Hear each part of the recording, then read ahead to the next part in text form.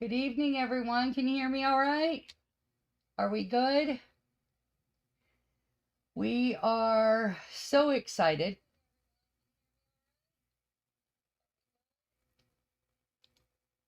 Hi, everyone. Um, Sorry, I'm hearing myself in feedback, but I'll get that figured out. We are so excited about tonight's show. I can't even begin to tell you. Chris is here. All right, Chris, I'll be there in just a second with you. Hi, Chris. Sorry, I'm getting some feedback here and I'm trying to figure out where it's coming from. But anyway, hi, everybody. Erica Morse here from Victims News Online and Victims News on Air. Sorry that we were a few minutes late. Chris and I were both kind of running around behind the scenes. So, Chris and Clint are getting ready to join us, and I am going to have to figure out this feedback situation because I can just hear myself. So, let me bring these two in while I figure it out. Maybe between the two of them, they can help me. And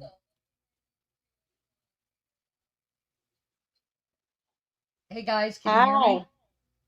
Hi, I hear you fine. Okay, good. Clint. All right, now I don't hear myself. Thank God. All right. Clint, you good? Chris, can you hear Clint? No, Clint, you're muted. Oh, hold on.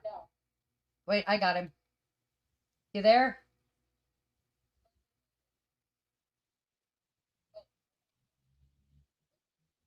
I still can't hear him, but I hear you fine. Clint, there you are. Can you hear me? I hear you too, Chris. Sorry, guys, for the technical. We'll get it figured out in just a second. Clint, we cannot hear you, hon.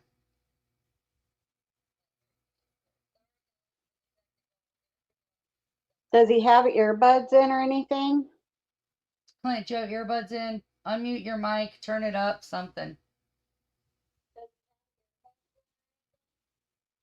He said no.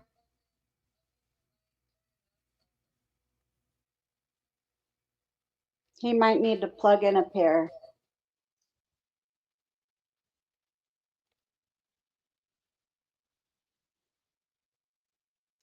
Clint, can you try earbuds?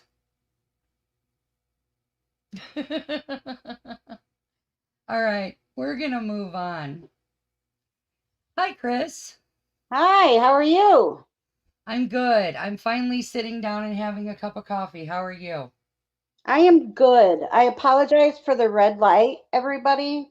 I uh I have migraines and with our wacky weather, I'm trying to behave and not stress my brain. So you get to look at me looking like a harlot, I suppose, under Oh, all you these look great. Your under all hair's this red long. light.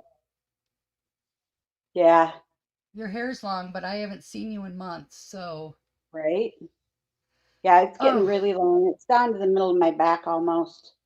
I love it. I Thank love you. it. I want to stop real quick while Clint is getting his mic fixed and say hi to everybody. Because, Chris, you and I, we haven't seen our peeps in like a couple weeks because No, we have Prof not. hasn't been doing his thing. So, I want to stop and just say hi to everybody. See, Critter Mama, miss you too, Erica. Oh my God, we've missed y'all so much. Deb's here. Maria's here. Rebecca Ann's here. Let's see who else. Adrian, of course. I think Hi. Prof is here. If he's not, he will be. Clint, is that you? Goddess is here. Oh my, Pertinent is here. Let's see. Nicole is here. Sweet Southern. Let's see. Oh, Dirty Diana. How are you? How are you, Diana? How's Reese doing? Give him our best. please. Matt's here. Prof should be here anytime.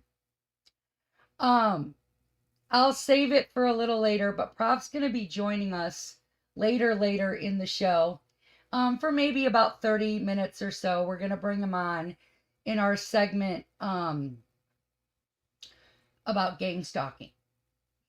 So it'll be a really interesting panel. Clint, Chris, myself, and then Prof. We're going to be talking. Shut up. Chris, do you see who just entered the studio? No. Donnie Kuntz. Oh, yay. Donnie Kuntz is here. Oh my God, Donnie, we love you so much. Mm-hmm. Oh, Donnie, I've missed you. How are you, my buddy? How's your dad? Hope your dad's okay. Is Prof lurking? Probably. Yeah, he's hiding out somewhere, I'm sure. He's probably lurking. Oh my gosh, you guys. It has been such a crazy couple of weeks. Clint, let's see. Can we hear you now? Now can you hear me? Yeah. Here you are. Ah, thank you guys. It only took us till 8:13 to get it figured out. Hold on. No, you're good. Don't break it. Don't break it. Maybe if I turn my camera a little bit this way, because I have a tendency to turn my head. Okay, Team VNO is here. We have so much to talk about. I kind of have, oh, let me get my list, because y'all know I have a list. All right. Now I can't hear you. This is long. What, Clint? He said he can't hear it. He can't hear you. You can't hear me, Clint? There's a camera button and a microphone button at the bottom. Make sure that your microphone button. Hold on. Clint, you there? Can you hear? Says your mic isn't connected. We can hear you though. Can you hear me? Yep. Can you hear me? Yeah. Hear you. Don't move. Don't move. Okay. All right, let's do this. Sorry guys. Let's move on. Mommy 668 is here. Is he here? Did Prof get here? He must be, because the comment section is going. All the ladies in the comment section swooned over to Prof, so we know he's here. The man, the myth, the legend. Prof has joined us in the comment section. Give me 1 second. I have to send a quick text. All right. What we are going to do tonight is something that has been in the works for a long time. Sorry, give me 1 second. I have to send this text. Okay, got it. Has been in the works for probably back since 2012 when we first created Victims News Online.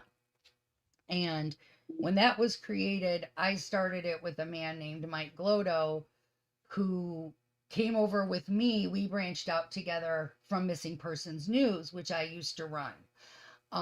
And Mike helped run that. Then we branched out to VNO about 3 months after we teamed up with Chris and her team from Moms on a Mission. And by about 2013, our two teams of Victims News Online and Moms on a Mission had basically merged, and they offered the search and rescue end of it with advocacy, and I offered the investigative journalism and advocacy. So we always had this dream to do a channel. And because I ended up getting my PI license in 2018, that really got put on hold, because then we started intricately working cases, which took us off of our plans for a channel. Then Court TV comes along. Vinny Politan leaves HLN, who Vinny was back with them all the way back in the Hailey Dunn days, which you'll hear about. Okay, I think we got it fixed, Prof. But if he has another problem, I'll leave him. I'll tell him to do that. Thank you. So then Vinny goes over to Court TV. They start doing exactly what like we had planned, except they then also incorporated it with trials. Our plan had never been trials. It was going to be 24-hour missing persons coverage. And all of that got tabled. And then Delphi happened. And everything really got tabled. And then over the last, we'd say, few weeks, it was pretty much the exact same time that Prof got injured and decided to take a week off to heal. That's when Chris and I were then able to take a step back and really do some thinking about burnout and where we are with the solving of this case and what even needs to be done in the public eye anymore versus what we can accomplish behind the scenes and just in our reporting to the right agencies and the right people.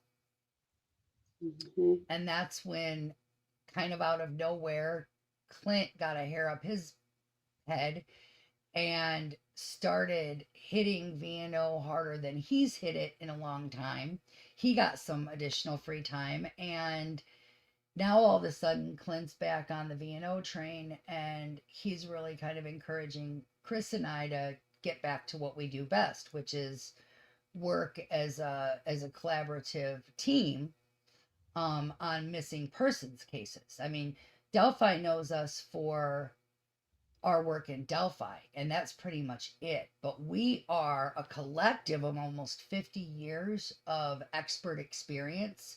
And like it or not, Chris and I are actually very well known and very well respected within the missing persons community. And Clint is the father of a murdered missing child. So, our missing murdered child. So his connections go far beyond even ours in some cases.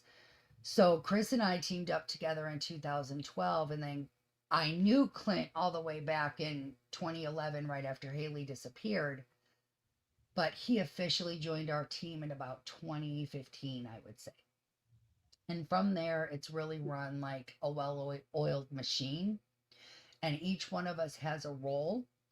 And Chris's is that of advocacy and contributing to articles, a lot of background research, the in-depth research, anything that has a medical angle, anything that involves looking at autopsies or crime scene photos or anything of the biological or the chemistry nature, that's all Chris.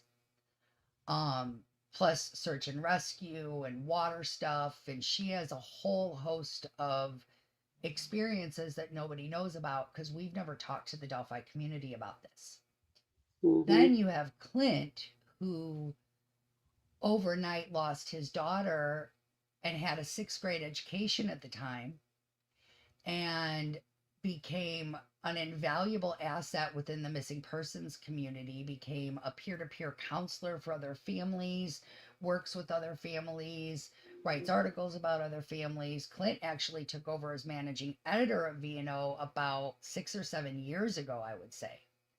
And Clint has the final say on what goes into that publication because the VNO was built for the families of the victims. And so Clint, nobody better represents that on our team than Clint Dunn. And then you have me, and I have 35 years of background with media and investigative reporting. I've run stations, radio stations and newspapers. I've run newsrooms. I've been in charge of full-scale news departments. So what you saw from us in Delphi was this teeny tiny little piece of what we do. And even then we couldn't show you a lot because of NDAs and a gag order. So I'm going to kind of leave it at that and turn it over to each of my comrades. Let's start with Chris, ladies first, and have her introduce herself, her background, and go from there. So I was in college when you and I first encountered each other. The child of a police officer, stepchild of a police officer, had gone missing, and her mother had reached out to the public because the department really wasn't doing much, even though her husband worked there. So I kind of stepped forward. Well, when I did that, I don't remember exactly how I came across your name, but you were like, girl, we got to get on the phone together. And so you kind of gave me the quick and dirty, this is these are the steps you want to take. So that was my first one that I ever worked on in a professional capacity. When I was in high school, a friend of mine disappeared, and was later found in a little retention pond.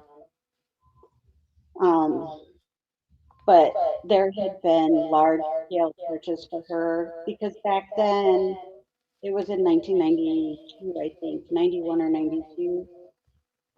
Back then, kids didn't just vanish, like not in the small town that I live in. So it was kind of all hands on deck when they were looking for her. Um, but I was too young to actually make any meaningful kind of change. So once we started working together, we that one kid was missing, and then two other kids went missing on the same day. So we kind of were in crisis mode. Do you remember that, Erica? The girlfriend and the boyfriend. Yeah, yeah.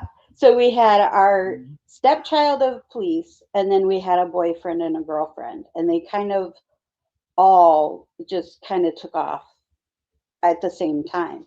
So we thought we had two different sets of missing kids that were somehow interrelated. Turns out the boyfriend and the girlfriend ran away from home together, and then the officer's stepchild ran away by himself. And we found that kid, and it didn't take us very long. And he was in a dope house, a flap house, if you want to call it that, with a bunch of gang members. This was a young, I want to say 14 or 15 maybe, white child, um, that was found in a house that kids like him definitely didn't belong there. He had had everything in life that a kid could ever want or need. And he had a mother that loved him, a stepdad that that would do anything for him. Um, but you know, kids are kids, I suppose. So you were working on Hailey at the same time. I remember that. And then Candy disappeared. Oh, and then Candy disappeared. So thank God I had a chance to get my feet wet with, I think we probably worked 10 runaways in between this first group and then Candy disappearing. Well, and There, then the boyfriend and girlfriend ran away a second time. oh yeah. We had to And go so get did him the then. stepkid. That's it. We found him in that like outhouse area over on the Federal Reserve because they thought if they ran to the National Forest that we couldn't get them. Yeah. Well, that was Lolly. So my team, my mom's on a mission team, we stepped into a case that we didn't know was going to be a big deal, right? So there was this teenage girl, she was 15. She ran away with her, not substitute teacher, like assistant teacher, right? So he was a classroom aide, and way over 18. And the two of them went missing, and it was in Oregon in Grants Pass. um, we tracked that kid all over Kingdom Come because, and she was in the National Forest. Um, by the time we got her back, she wasn't whole. you know, like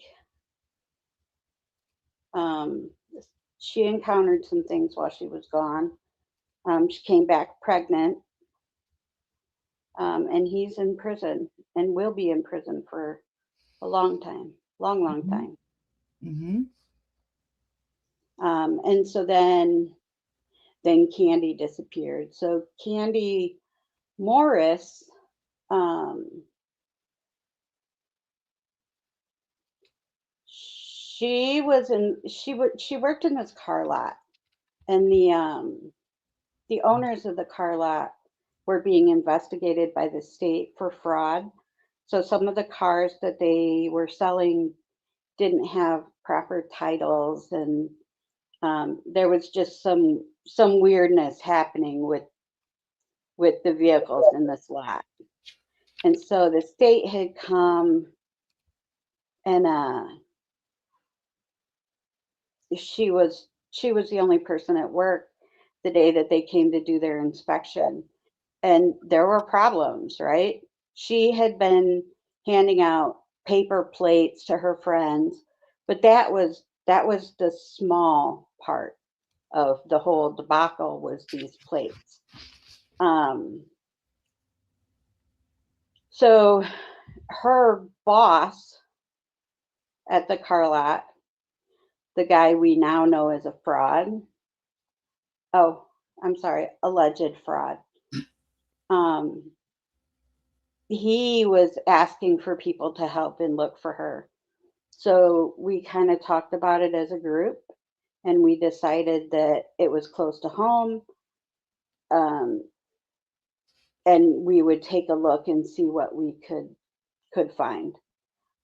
It didn't take us very long before we internally knew that we were not looking for a living, breathing Candy. We were looking for Candy's remains. Her car had been dumped in a parking lot of a bar, and then at another bar a few blocks away, her purse and her two cell phones had been thrown away. So So we knew, you know what I mean? She had kids. She lived with her disabled mom and her disabled dad. She had a husband at home. She also had a boyfriend, which that situation with the men in her life automatically statistically makes the odds that for a poor outcome, like those are predictors. Um, and we searched for her. We searched for her every weekend for I think would it take 9 months or so, 9, 10 months maybe. Disappeared in August, and was she found in May or identified in May? She was identified on the same day that Anna died and the same day that Hailey was identified. Same day Candy was found and then the same day Hailey was identified. All three of those things happened in the same day.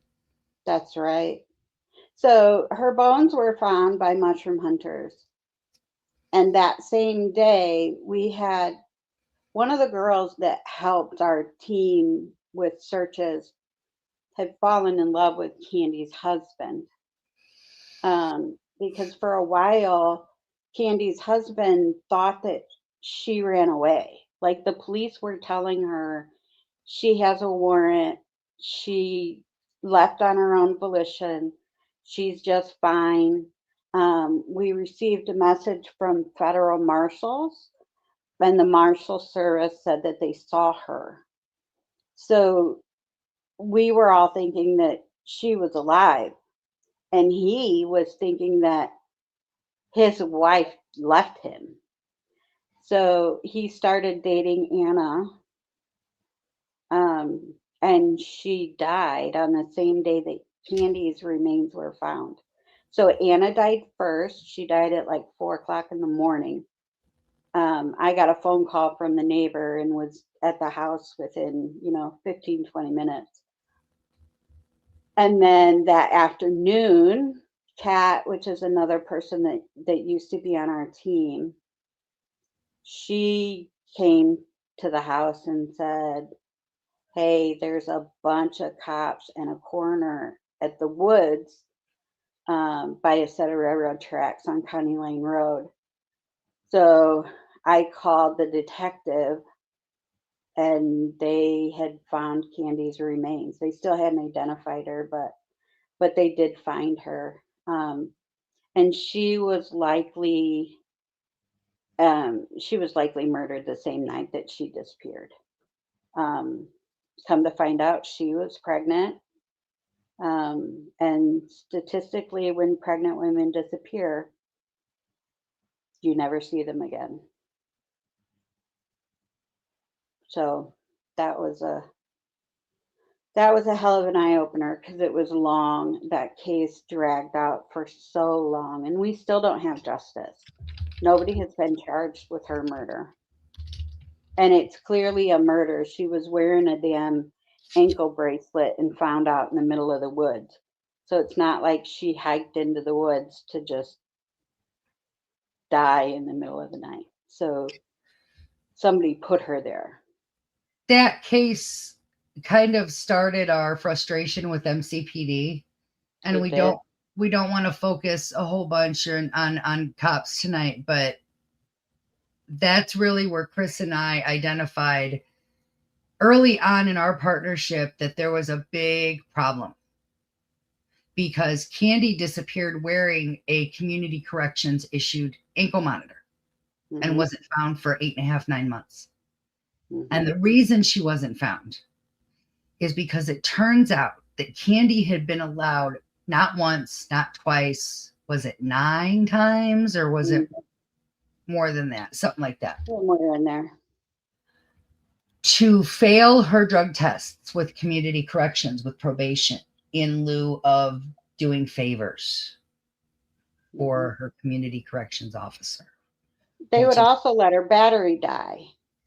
And that's what happened in this instance, is that Candy's ankle monitor died and nobody checked in on her, and she disappeared. It was like 12 or 15 hours after. Like, it wasn't immediate. It was that thing had been off since, I'm pretty sure, the day before or earlier in that day. Yeah, it was the day before. And that really frustrated the hell out of us, because had community corrections done their job, relatives of Candy's were calling community corrections asking them to violate her, because they knew that she was leading such a high risk life in several ways that it didn't look good. So, heavy metal rehab's here, HMR's here. So yeah, I mean, that's how Chris and I got our start together. And I feel bad because poor Clint's been sitting there kind of waiting on his term. So let's turn it over. Let's turn it over to the king over there. So howdy, Clint. Hello, everyone. Go ahead and introduce yourself. Let them know who you are, how you came about, and why we adore you. I'm Clint Dunn. I'm the father of Hailey Dunn, who went missing the day after Christmas in 2010.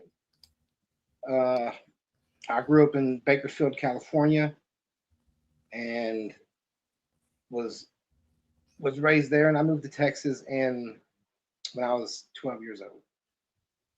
My life really changed whenever I had Hailey. That's when I really got off the streets and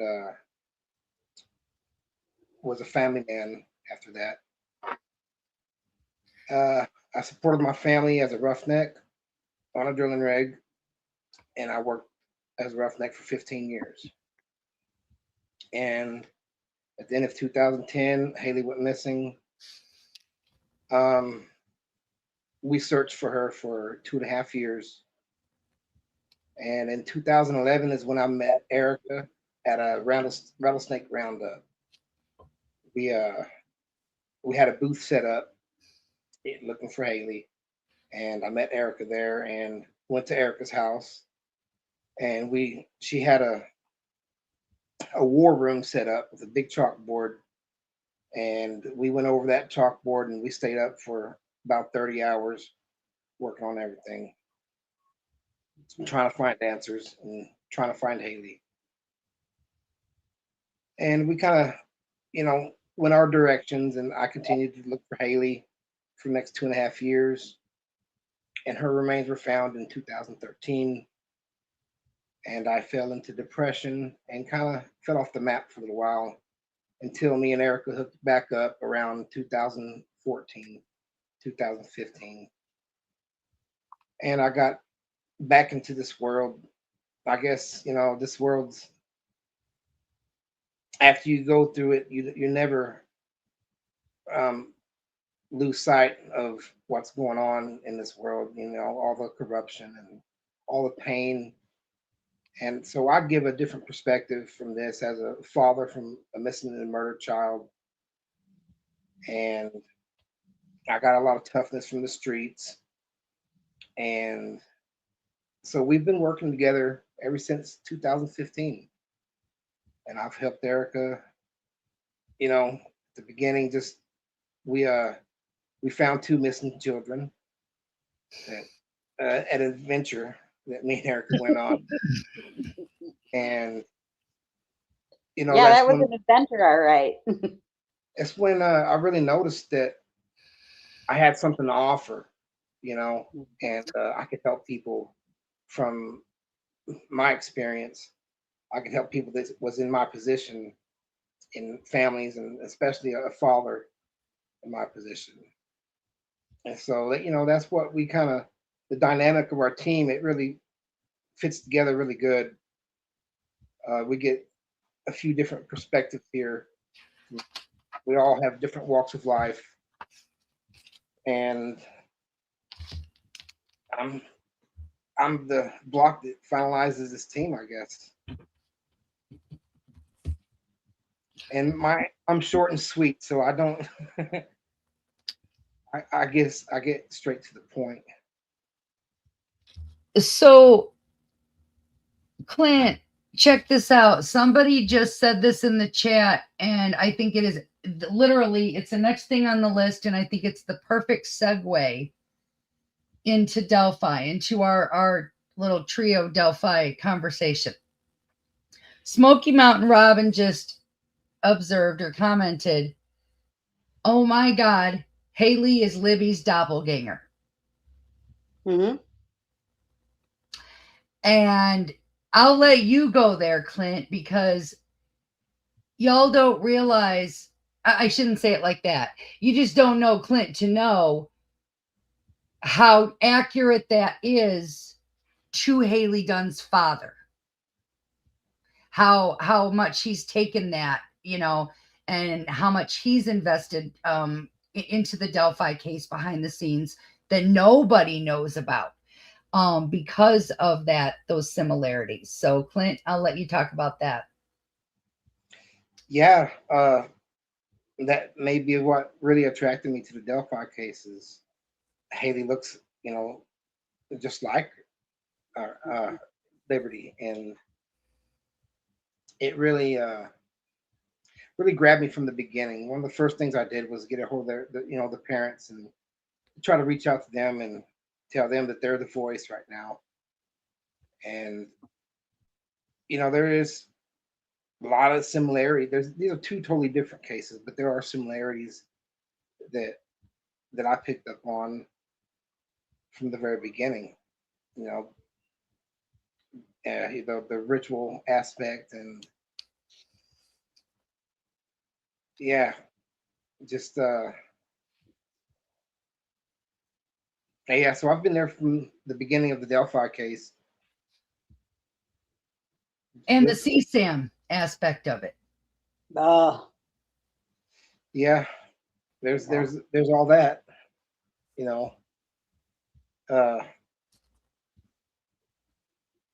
and the person that took my daughter's life, he still walks around a free man right now. He was arrested for 2 years, but that's why I stay in this, and I'm still fighting for justice for my daughter at the same time here, and still trying to find answers from that. And there was child porn involved in my daughter's case that no arrest has even been made on that. over 100,000 images of child porn were found on 4 separate devices, and never arrest was there. And so, yeah, I know the frustrations of of a case going cold, and I know the importance of a parent never shutting up and just keeping the voice alive and pushing forward. And in those moments where some of our families, because we call them our families, um when they get too overwhelmed or they think they can't do that next interview, or they can't get on camera just one more time, oftentimes we'll have Clint reach out to them and talk with them about the importance of, I know it's hard, but it's only 5 more minutes, or you can do this for your child. We're going to get into this a little bit later down the road, a little bit later tonight, but Anna Yisasaga is putting something together for Mark's 30th birthday, and we're gonna help cover that. So Mark Yisasaga was our 3rd case on Victims News Online. So it's literally one of the most near and dear cases to our hearts. Yes, Critter Mama, Clint's daughter's case is still open. So this is wild. Clint asked me in 2018 if there was a PI on the case, and he worked for Clint's ex-wife, Billie Jean. And Clint asked me in 2018 if I would be interested in getting my PI license. And then he had a conversation with the PI, Mac Sanford, and asked Mac to sponsor my license. I had already had PI intern experience elsewhere, and then I was doing that under Mac as well. So Mac sponsored my license, and then he went to Police Academy in Texas and turned over the Hailey Dunn case to me. So I ran that case from 2018 to 2022 and worked in sync with law enforcement and Clint, of course. So in 2020, Clint and I did this whole revamp of the case for law enforcement, had new conversations, interviewed a whole bunch of new people, and presented some stuff. Then we got a call in 2021 that they were getting ready to make an arrest. And in June of 20, right, Critter Mama? I know. Identical. It's scary.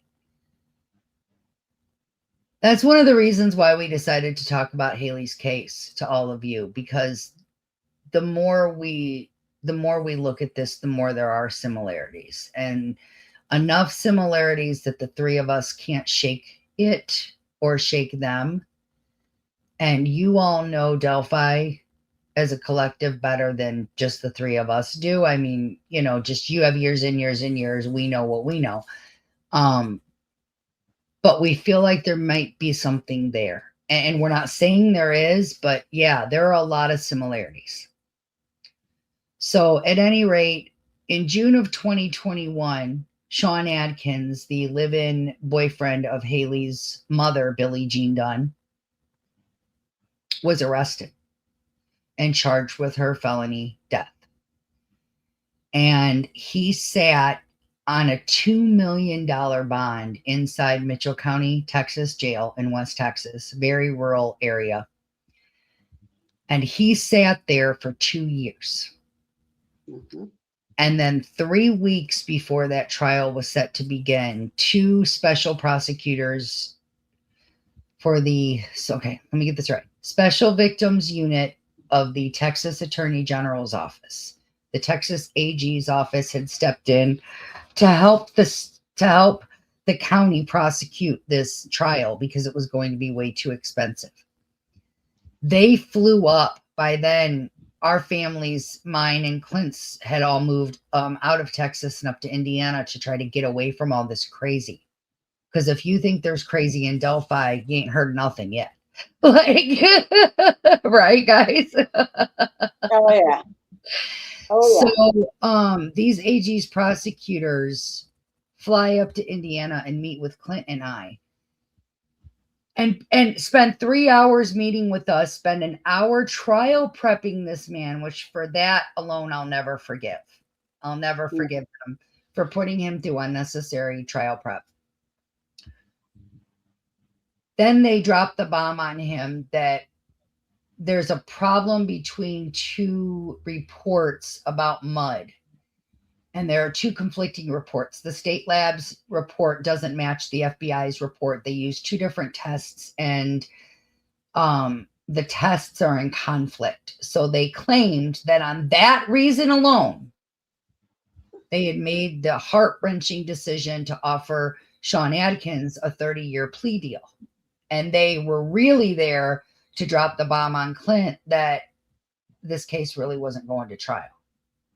So what they did is these two tests, there's the test of soil. These are soil tests that she's talking about. Mm-hmm. In one test, it looks at the geological composition, right? What kind of rock is this soil made out of? What is it, sandy? Is it silty? Is it clay?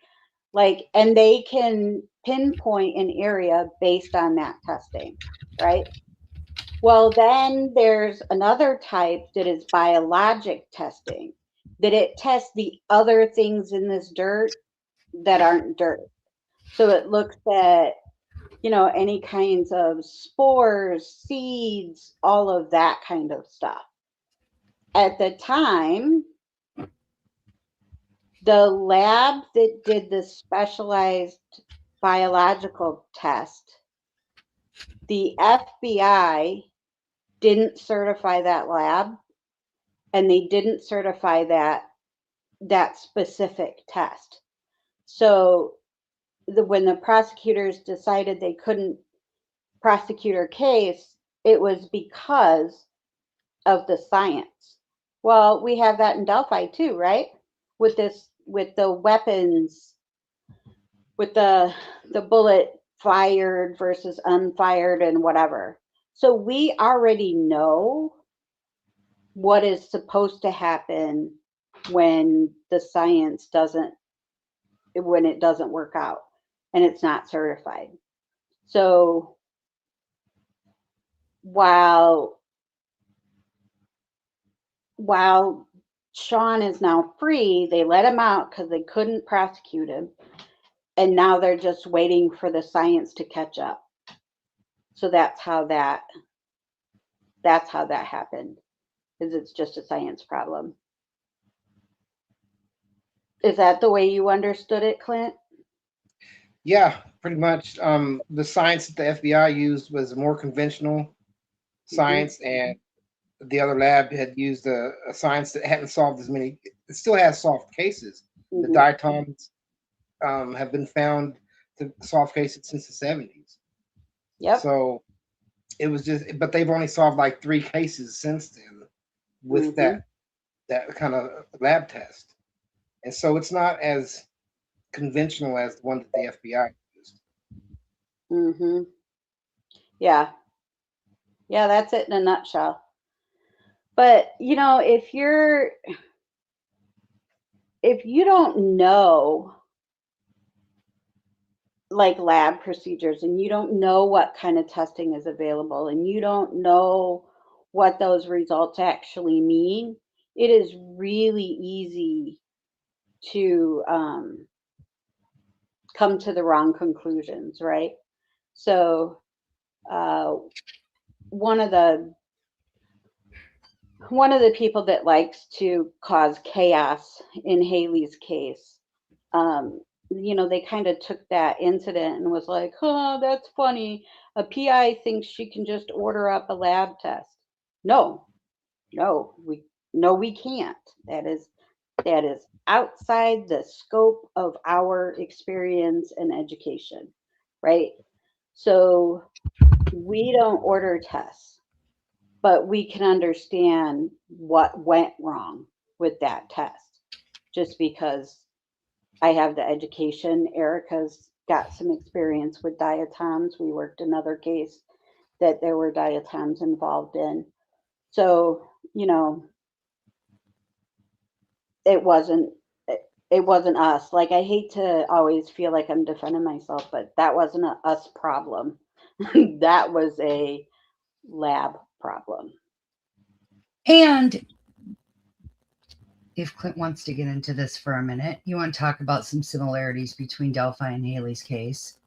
Mm. The way there was a lot of evidence that was lost in Hailey's case. There was Yes. evidence that was contaminated, we suspect, in Hailey's case. There was, y'all want to get mad. Sean Yeah. okay, so there were computers searched at multiple residences for Sean Adkins. They found 108 to 109,000 images and videos that were of the CSAM nature, is what we in the press were told for months. And y'all can go look. Clint spent many a nights on Nancy Grace. There was a satellite truck parked in his front lawn for 6 months. This was a high profile case. And then Casey Anthony came along. So, I lost my train of thought on that one. But, the contamination and, the computers. So, yes, Critter Mama. So they got search warrants for multiple residences, Sean's parents, Billie Jean's house, Sean's grandmother, and then ultimately what they call a body warrant in Texas, where they looked for a USB device or something with, like that had USB capabilities or a thumb drive on it. And they did get that as well. One of the investigators was in the process of downloading the evidence onto an external hard drive when he claims that Sean Adkins's mother showed up at the courthouse where his office was located and demanded her computer back. And even though there was a valid and legal search warrant, he claims that he just stopped mid-download, packed up the desktop computer, and gave it back to the suspect's mother. Why? Because Sean Adkins wasn't the actual owner of the desktop computer. And then they came back later and said they couldn't, or claimed they couldn't charge anyone because even though all of the fragments were found in Sean's email account, and on the days and times that other people living in the household were at work and otherwise accounted for outside of the home, they couldn't prove Sean was the only person using that device at, that computer at the exact same moment. Mm-hmm. So when we say there's a lot there, oh my God, there's a lot there that really rings to Delphi, doesn't it, guys?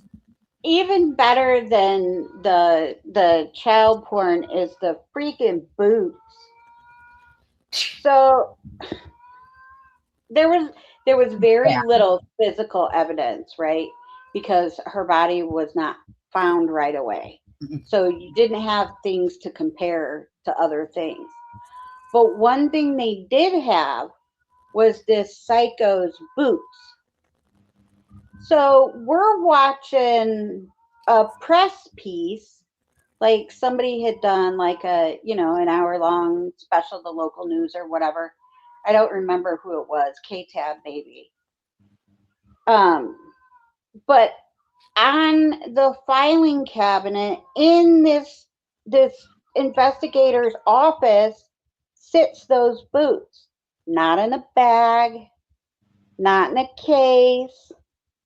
They're just sitting on a shelf in his office.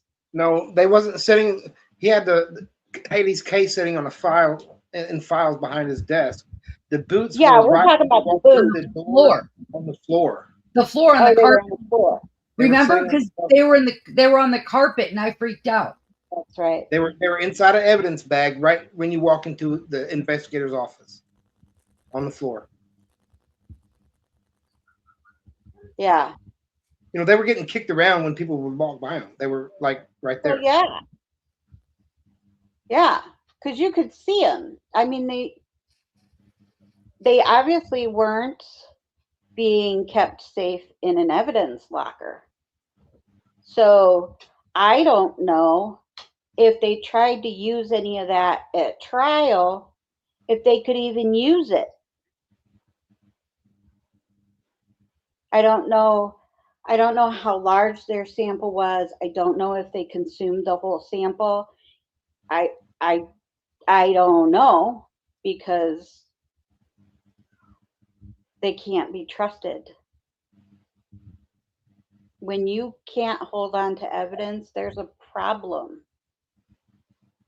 And then we had the same game between the local law enforcement and the FBI. Everybody was pointing to the other guy as to who had what and who was responsible for what. So there were files missing, there was evidence missing, there was testing that was missing, just like Delphi. Yeah, there was Hey, definitely mishandled evidence. And Clint, yeah, question for you from Adrian.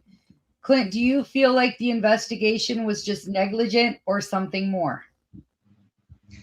yeah, definitely negligence from law enforcement, in a whole. I mean, there was one time that I was in John McDaniel's office, and he was the investigator that took over when Hailey's body was found in 2012. And this was in 2015 or 16. I had been pressing him, going to his office and pressing him a little bit. And one time I had just asked him, I was like, what came back from the Xbox? And he's like, what Xbox? I said, the Xbox that took Hailey's last picture. Yeah. She was playing it at 10, 11 o'clock on the night before she came up missing, when she was last seen. Mm-hmm. And he didn't know anything about it. He's like, I don't know what you're talking about. So he had to make phone calls, and he had to gather that evidence so he could look at it himself.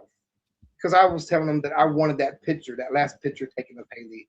It was an Xbox Connect game that she was playing, and it was a sword fighting game or something. And I just wanted, the last picture taken of her. And it took me years to get it. It took, I think, 4 years to get that picture. And I can't remember how we got it, but law enforcement never did give it to us. I think Billie Jean had it, and she had posted it, and I had screen copied it from her post. But I don't know why I didn't get it, and I don't know how she got it. But it was just, I don't see how all the investigators just were not in the same room during this investigation with Hailey. And it seems like the same thing with Delphi case. All the it was just, tips were getting lost, and evidence were just getting misfiled and mishandled. And yeah, that kind of is why I wrote the Rookies and Rejects law. Literally just pulled it down so I can do a community post of the bill and I told Prof about it today. I think you two need to chat about that bill, because there are some things that I just figured out or found out Prof's origin story today, and he can really lend some insight into what you're working towards. Yeah, and if there's anybody out there that could help me co-author this or send me to somebody, preferably somebody that's in office, a congressman, Indiana or Texas, yeah, probably either one. That could help me co-author this, because I don't know how to write law, and this was something that I fell really deep in. It took me about 2 weeks to write this, and just thinking of everything that I needed, that I feel like needed to change.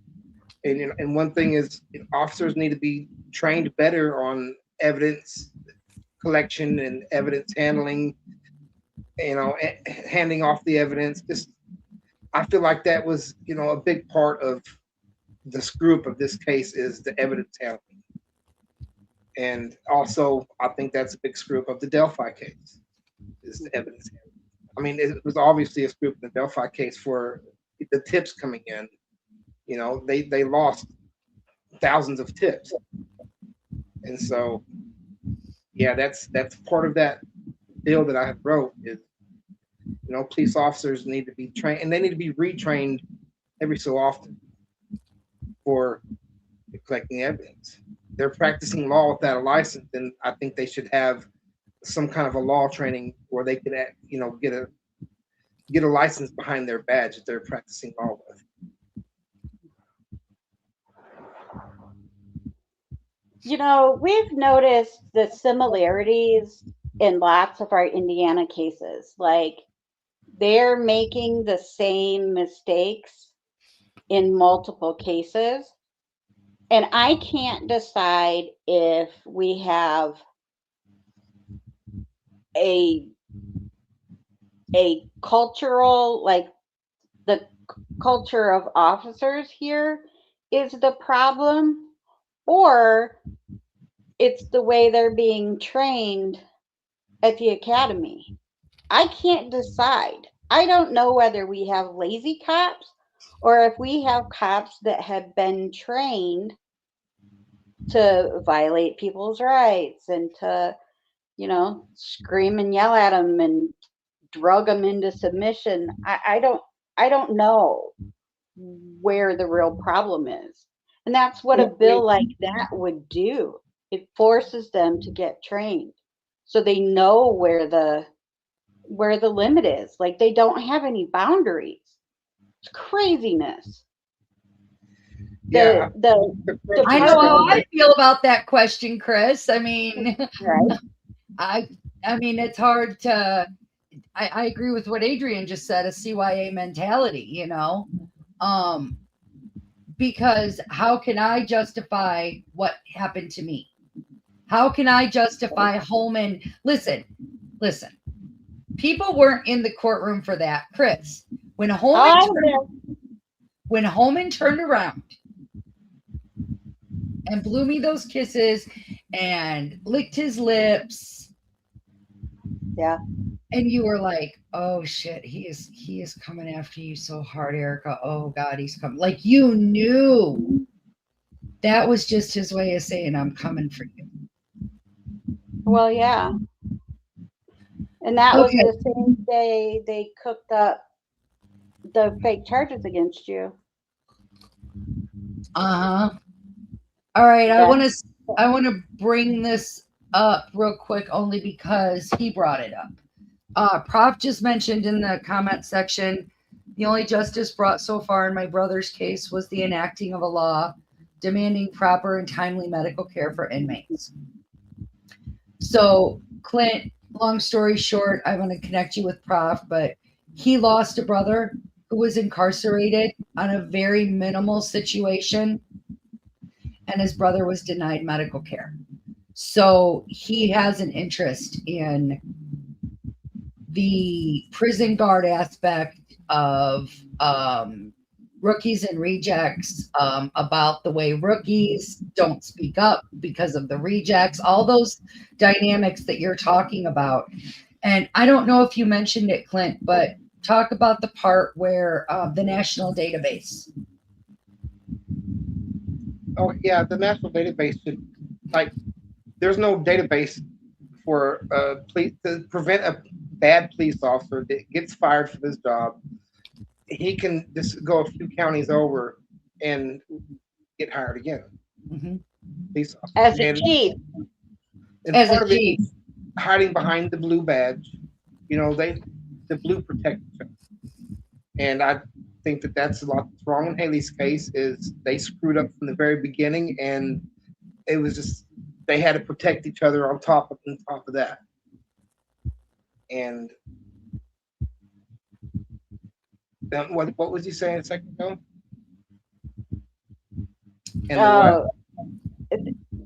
The chief, in Michigan City, they had a chief of police that was departed the force. I'm not sure if he chose to leave when it got hot enough or if he was forced to leave.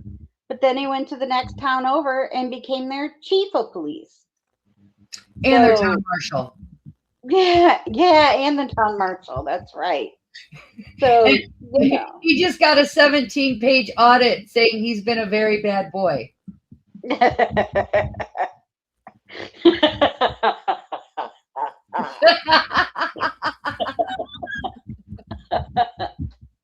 I, yep, he's a bad boy.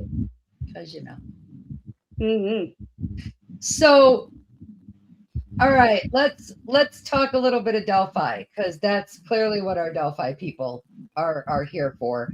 You're going to start to see this transition though, because as I started to say earlier, when Prof got injured, it allowed Chris and I to step back and remember, like, how bitter and resentful we'd become, because we have probably close to 1,000 cases that we've touched as a team over the last 14, 15 years. And those families are begging for our help. Those families are reaching out to us. They're sending us messages. And for almost 3 years now, Chris and I and Clint have all had to kind of say, we can't. That's not why VNO was built. It was built because of correcting errors in the Hailey Dunn case and for a teacher of mine who had been murdered. And we don't appreciate Delphi sucking up all our time anymore. And there's a lot that can be done on the back end now. So we can go back to helping the masses and helping more people and doing with this channel what we've always wanted to do. It's long, long overdue. So thank you, Prof, for having the sense of self in your journey in this case, to know that it was time for you to hang up your hat, because Chris and I would have never examined that possibility for our team had you not made that decision just very recently as well. And I know Clint's very happy to have us back as a team, because we've gotten a lot accomplished in the last few days. So, yeah. I'd say in the last week or so, it's been really nice. So let's transition to Delphi.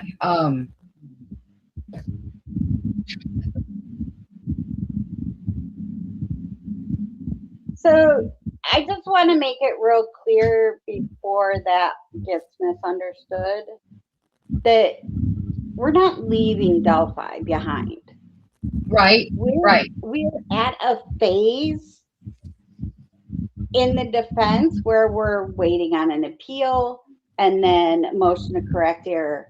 Neither one of those are activities that require public input. So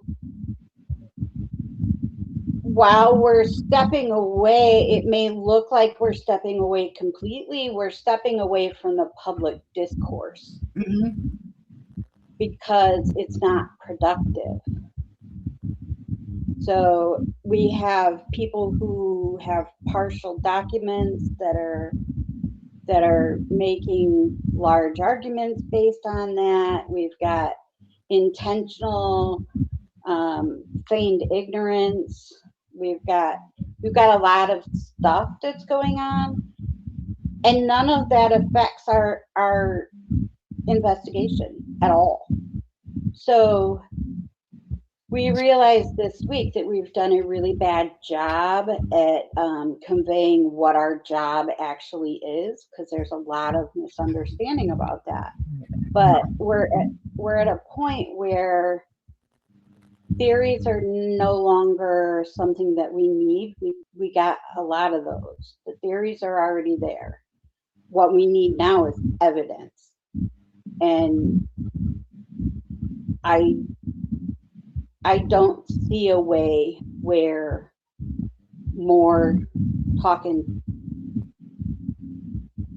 is gonna get us that evidence. I think it's something that we need to rely on the current legal team to do their jobs, and we will give them every bit of support that they need. But for me to be sitting around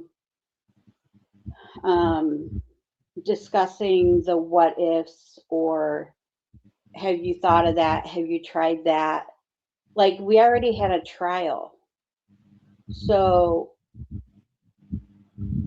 the defense has already seen most of what is being discussed these days. I know we've seen a lot of it. So now it's more of a time saving measure. Like there are only so many hours in a day. And for us to do the most amount of good that we can do for Rick, we can't invest our time in gossip and you know, stuff that has already been researched, has already been, like, we've already done a mountain of work that nobody knows about. So when you call us thinking that you've got something new, the odds really are we've probably heard it. So at this point, you know, we need to go back to actually investigating, which is what we're doing. You know, I'm not a PI anymore because I don't work at a PI firm. I've explained this many times, but it still seems to get misunderstood. So if you don't understand what I'm saying, please ask me about it. Indiana does not license investigators. Indiana licenses, they license investigative agencies. So as an individual investigator, while you are working for an investigative agency, you are then licensed to work. Or there's other routes. You can be an investigator for an investigative journalist is another way you can legally investigate in Indiana. And the third option is to be retained by a law firm for investigative work. So that's it. So none of those three fit for me. So kind of my work through Victim News Online would qualify me, but so I call myself right now either a former PI or a retired PI. Erica's in a different situation, but that's the situation for me. So, you know, us going back to our roots and doing what we do best and actually investigating is what we need to be doing. Because we keep getting pulled off course into a bunch of stuff that is just not productive. So to answer a question in the chat, that it has to be hard to know when to step up and when to step back on Delphi. And the answer is yes, because, well, yes, because many things. But for me, the primary thing is we are lay people, okay, working against a very large group of lawyers. And those lawyers all seem to have reasons to want to keep Chris and I specifically quiet. And cops too, cops and lawyers, maybe even a few judges, a couple prosecutors. And we don't need to tip our hand at this point as to what's being done. When we said we were building a RICO case, that wasn't hyperbole. That wasn't pie in the sky. As you all will start to find out over the next couple weeks, I'd say over the next week, really, this ain't our first time building a RICO case. And we have a tendency to land in exactly the right places at exactly the right time in our journey as a team.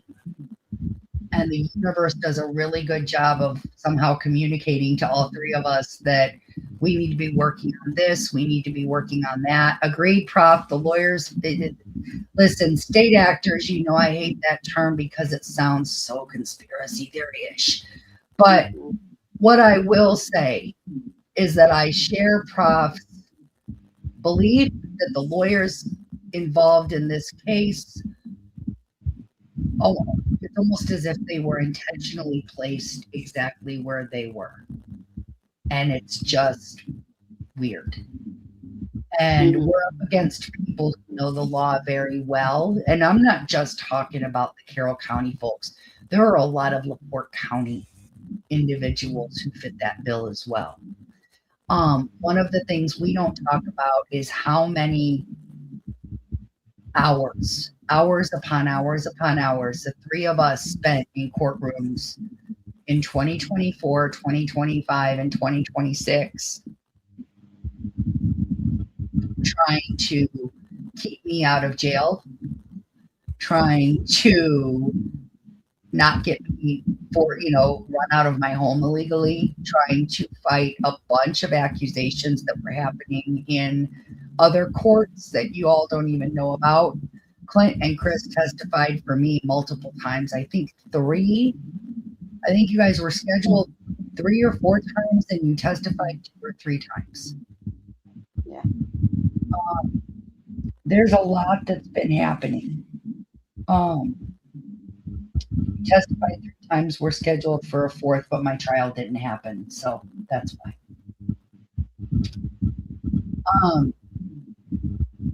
There's been a lot. There's just been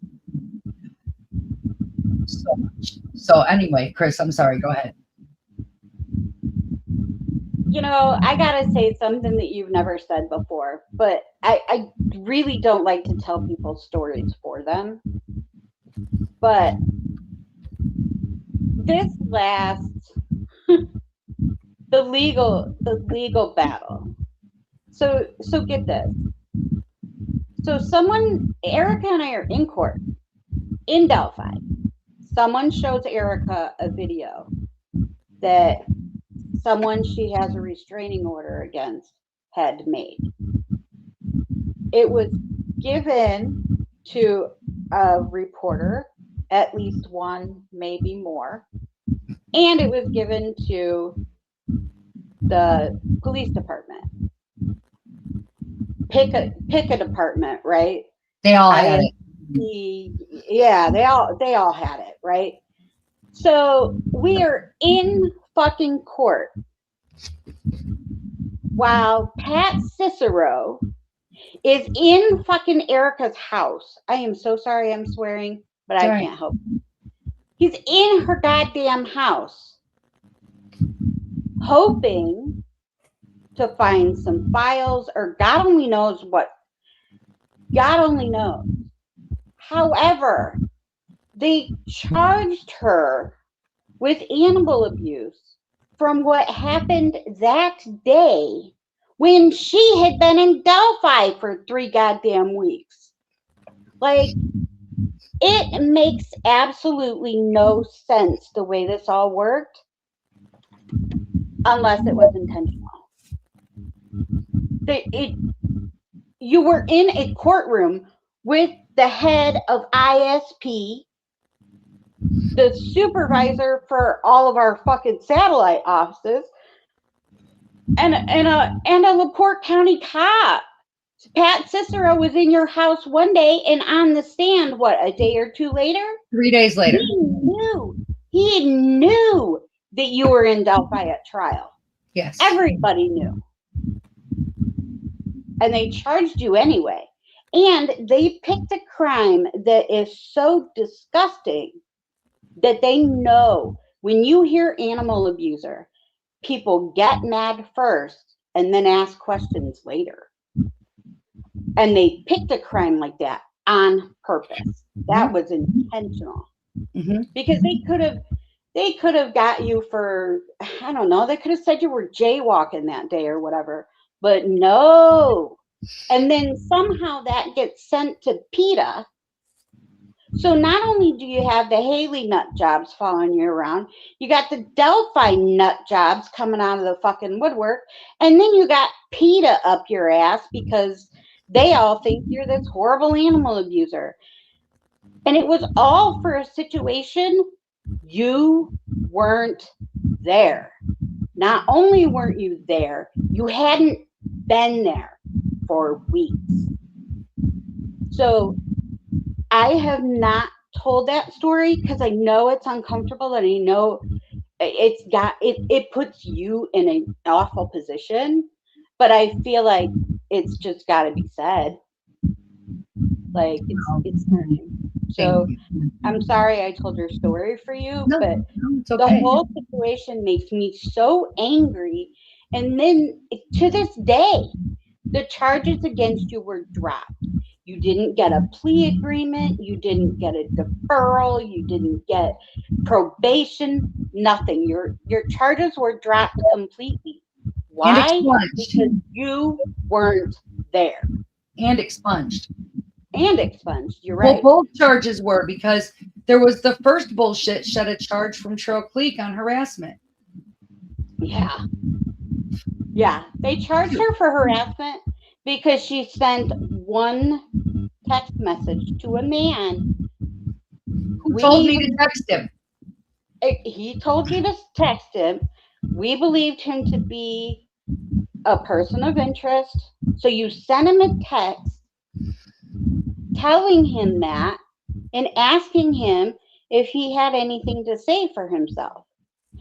And they turned around and turned one text message into a harassment charge.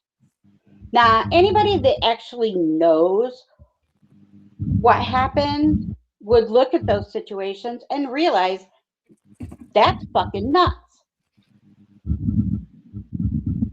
And to say anything otherwise is libel or slander, depending on whether it's written or said.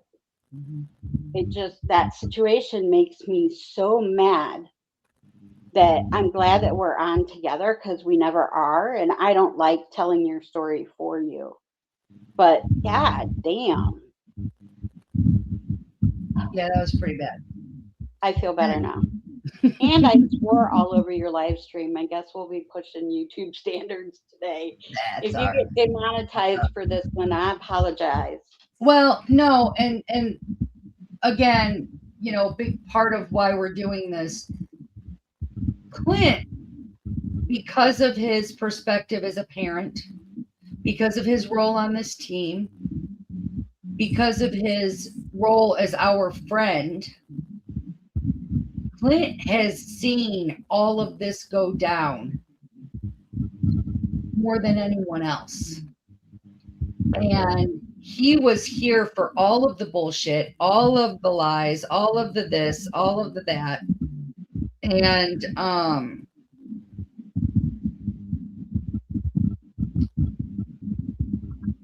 oh, sorry.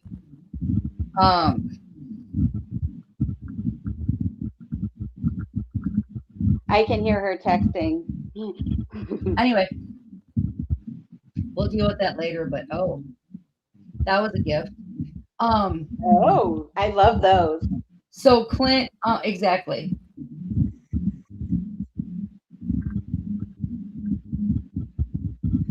All right.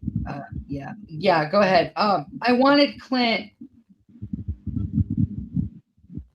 to give his perspective. Sorry.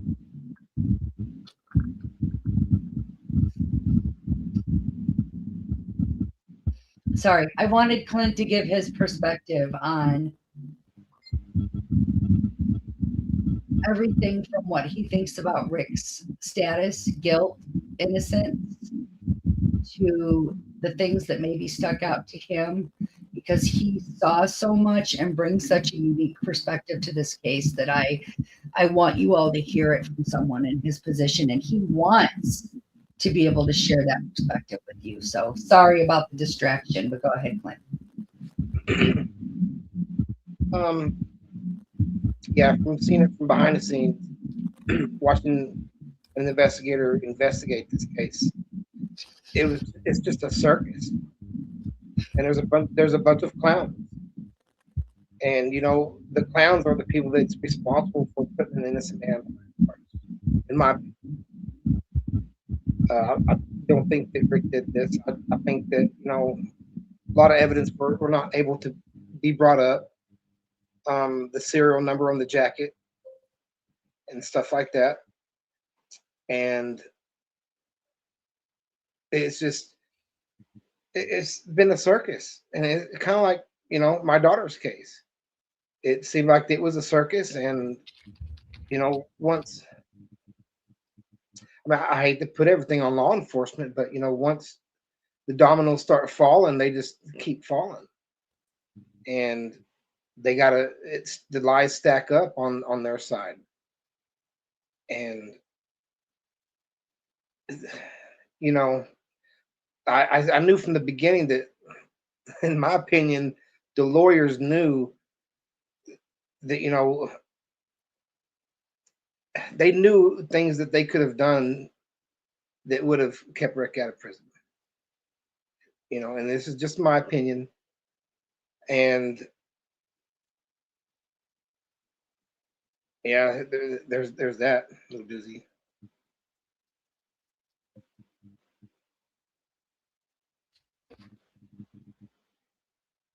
Clint was present for phone calls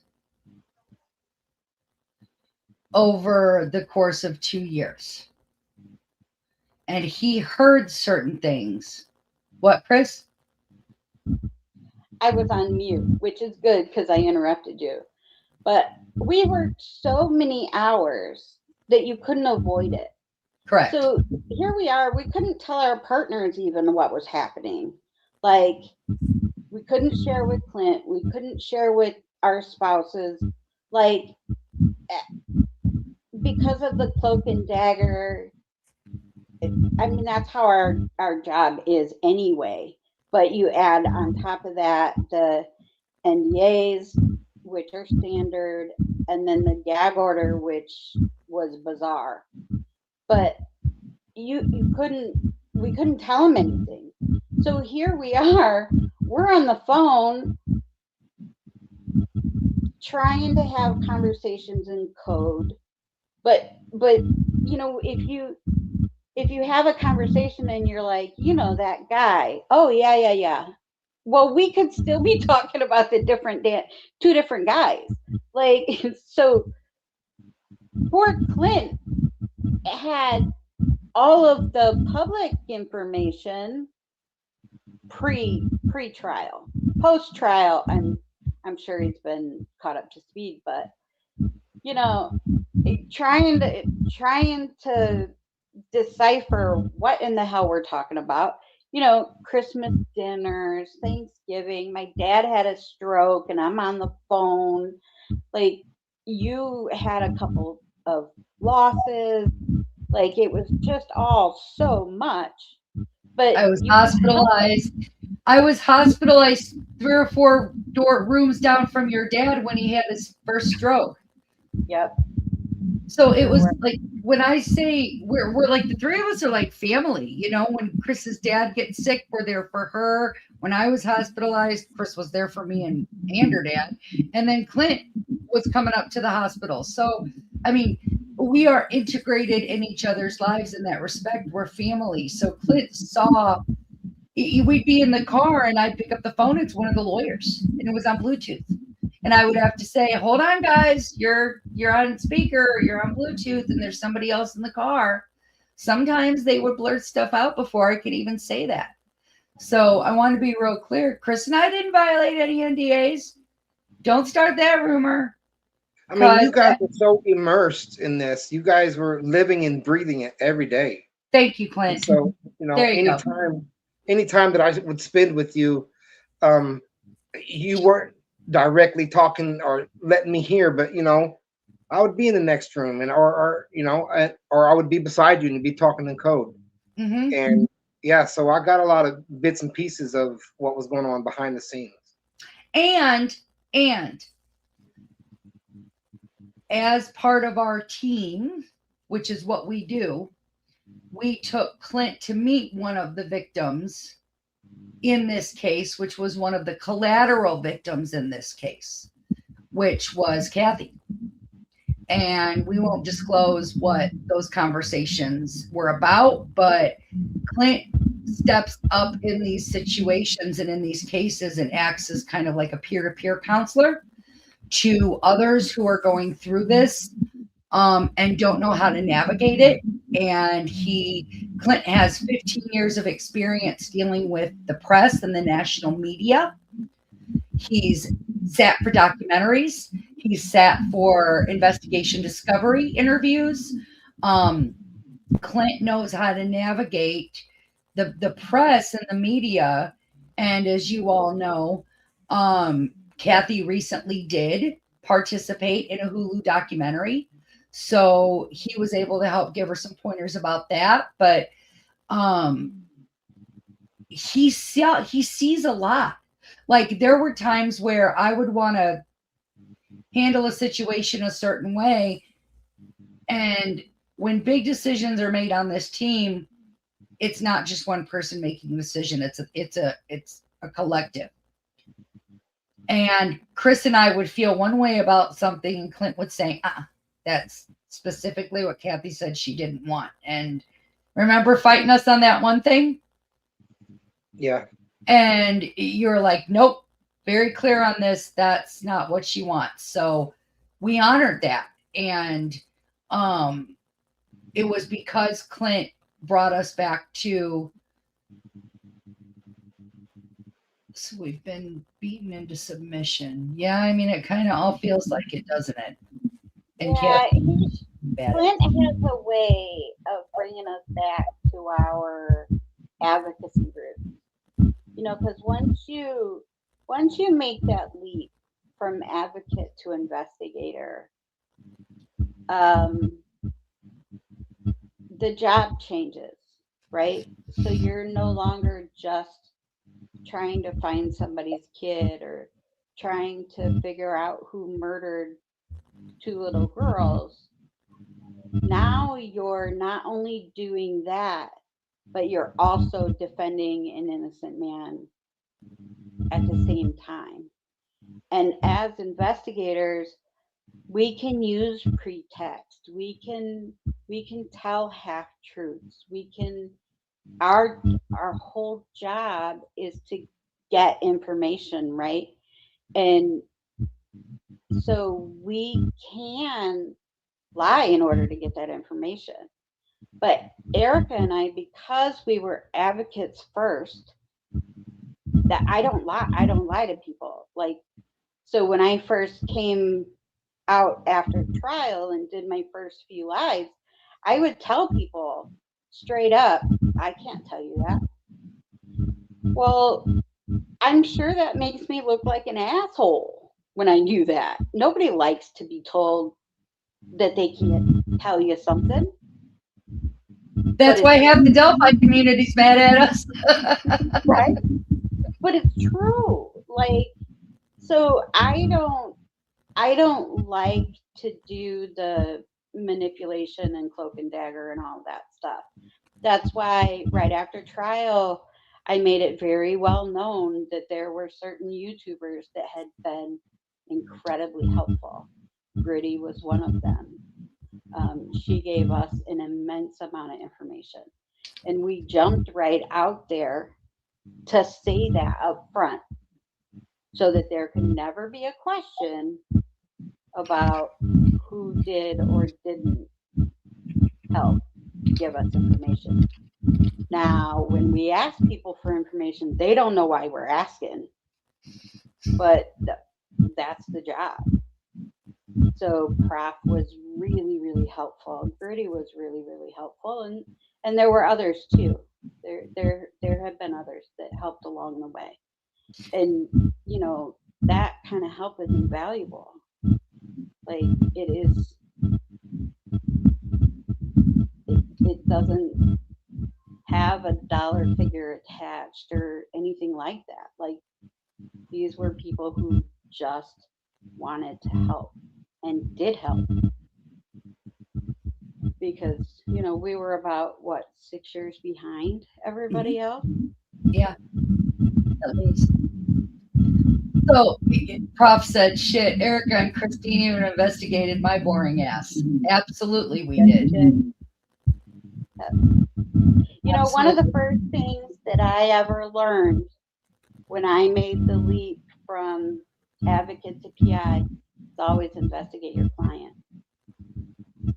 If you think we didn't look at Rick sideways and try to find evidence that he did it, Bingo. then you don't know us, because we Correct. did that. So we looked at the things that mattered and tried to stay focused on the things that mattered. And that was, Rick didn't do it. There's no proof Rick did it. But boy, we got this whole cast of characters that might have. That's the job. And let me just make this crystal clear. Clint Dunn would not be sitting here if he believed for 1 second that we chose to cover up crimes committed by Rick Allen. Right. Clint would have walked away from this team 3 years ago if he believed for a second in Rick's guilt, because that goes against everything he stands for as the parent of a murdered child and his reason for joining this team. So that's one of the reasons why it's so important to Chris and I that you recognize Clint's role in this, that you recognize that we are, if you see these 3 boxes, we are 33% each here. VNO isn't just Erica. I'm the newspaper gal and the radio gal and the news gal, and that is my background. And you better believe I do probably 75 to 80% of the designing and the input of that. Oh, but decisions are made by people, because that's called accountability. That's how we make sure that our team does it right. And that's one of the reasons why, quite frankly, it's so offensive that we have people out there who know nothing about our jobs, our commitment levels, our origin stories, nothing, who are trying to misrepresent who we are and what we do. We're getting some weird feedback. Okay. Is it when I'm talking? On the stream. Okay. I wonder why. Let me turn down maybe my volume's too high because I'm a loud talker. And I'll check my microphone settings too. Let me know if that gets better or worse. Sorry, I lost my. So anyway, but each of us brings a different perspective to it, and Clint would not be. It's Christine's mic. I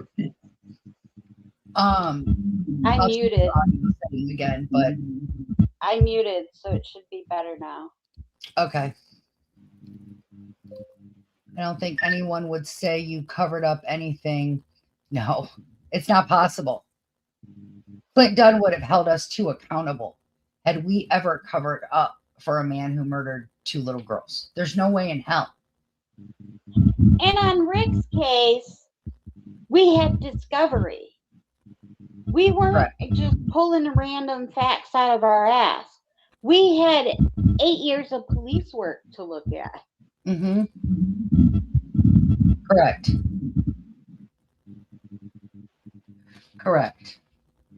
And I'm one of the biggest critics. Go ahead, because I'll be right back, Clint. Go ahead. I'm one of the biggest critics for VNO. And, I feel like it's because me and Erica and me and Christine are such good friends that I'm not scared or worried about hurting their feelings to, to say, you can't do that.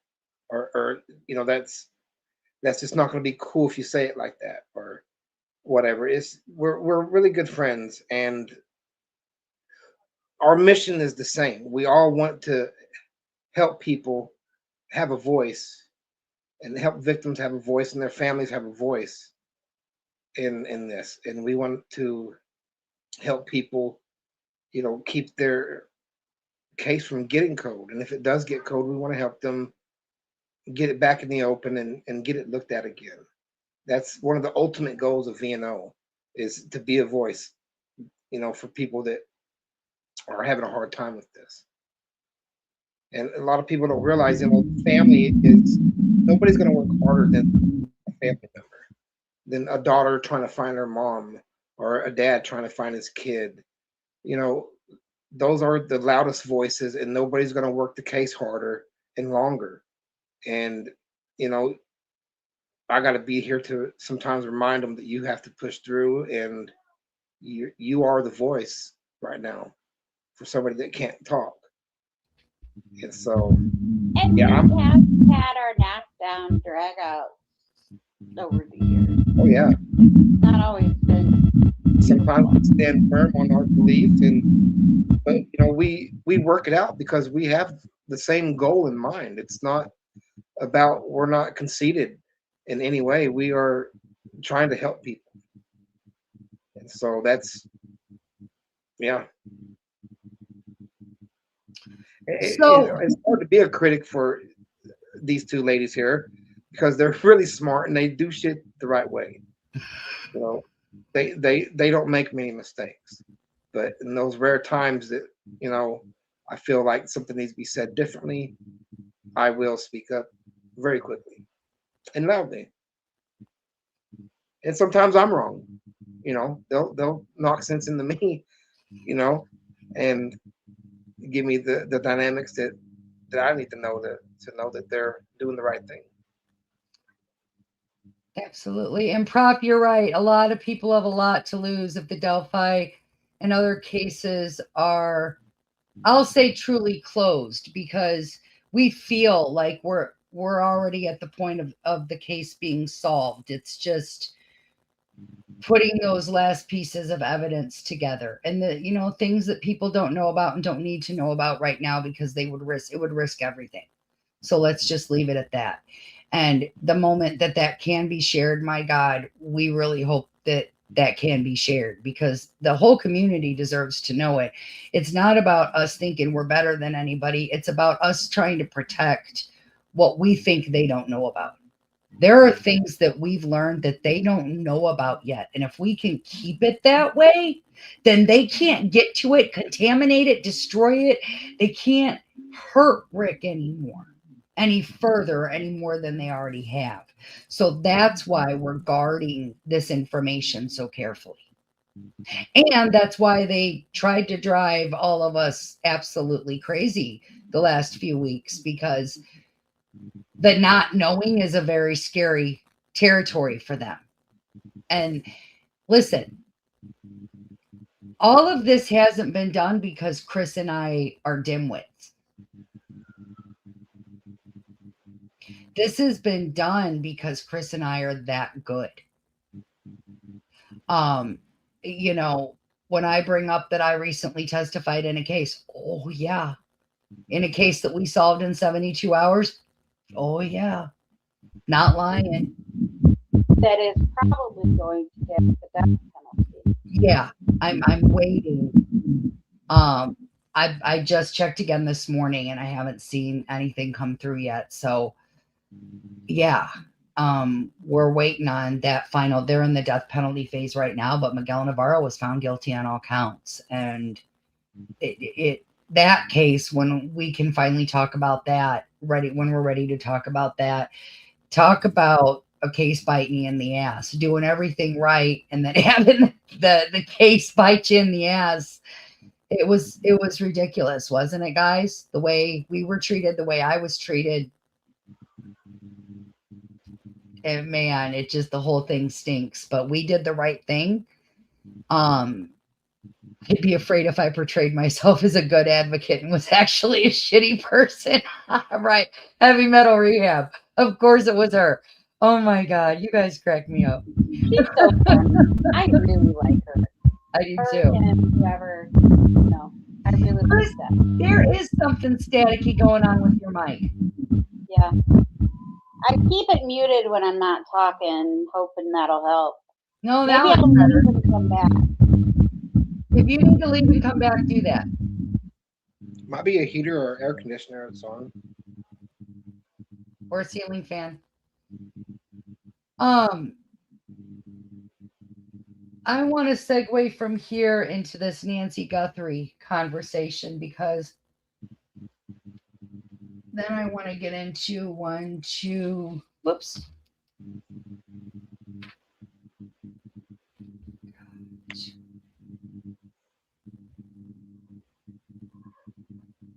Chris should be right back. Sorry, guys, I forgot to write something down right here. Let me see if I have to let Chris back in.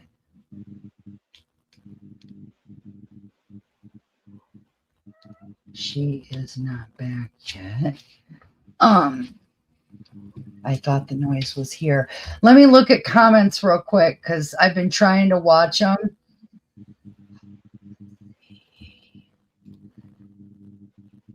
You Excuse guys me are for just a sec. I can still hear you though. What, Clint? I said, excuse me for just a second. Okay. All right. You're back. Is that sound any better? That is better. Okay, good. I put in earbuds. There we go. That'll work. Clint left us for a second, so. Okay. Still here. I'm just adjusting something. Okay. So I wanna shift into this Nancy Guthrie thing. And this is what I want to say first and foremost. This is my little disclaimer. Look at Chris already snarking. I am not the one. Don't you dare misquote me. Nobody gets to misquote me on this. I am not the one who is alleging that Delphi and Nancy Guthrie have some similarities. Okay. I want to play for you 2 videos, and hopefully I did this right. Prof showed me how to do it. Fingers crossed. Add to stage. How long it took there for things to develop. All right. You know, a lot of people are saying this is reminding them of Delphi, Erica, unfortunately. We know how long it took there for things to develop, right? So where do you think, where should we be looking to find Nancy?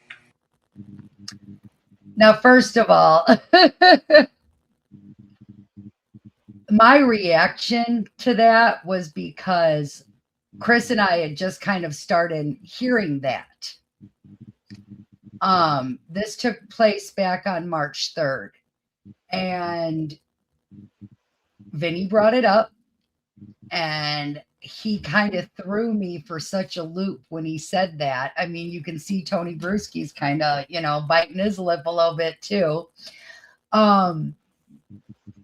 That's where we had heard it earlier in the day, and then all of a sudden Vin brings it up when we're on the air, and I was like, huh, okay. So then I get called back 2 days later. Okay. And this happens.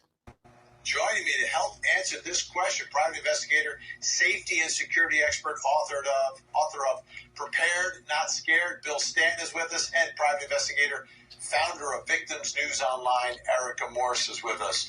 And Erica, ladies first, I'll begin with you. I think about this case. Pima County, it's kind of a small town kind of feel to it. It's not Tucson proper, but it's kind of the outskirts.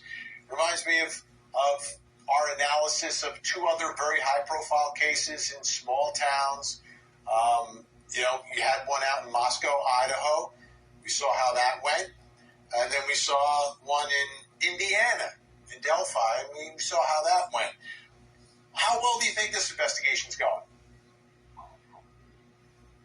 I don't think it's going well at all. The understatement of the year. That was fun. And then I went on to talk about what some of those similarities were, which we can kind of recap here. But those those similarities were, you have a very strange law enforcement behavior going on. You have a sheriff that reminds us a lot of Doug Carter.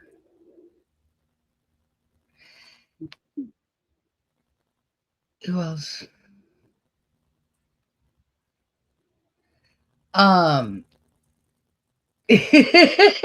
Prof. So protective. I love it.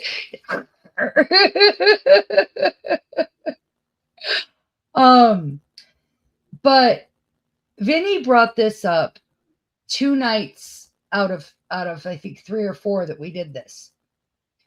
And he's the one who said Delphi on March 3rd. He's the one who said Delphi on March 5th. And I kind of stepped back and, the law enforcement connections, the law enforcement connections, but let's go obviously much, deeper into that. Number one, this masked man on a video, on a grainy video that feels like Bridge Guy all over again. That feels like we are just looking at Ron Logan walking down that bridge, and it feels like it's the obvious, and it should be the obvious right in front of us. I don't know if y'all picked up on this, and listen, I'm not saying anything about this next part, but my brain kind of thinks like this, so when I noticed it, it jumped out at me. I'm not saying it's part of some big conspiracy plan, but I really want your thoughts on all of this as a whole. So Nancy Guthrie, I guess that video was taken. There's that 1:47 a.m.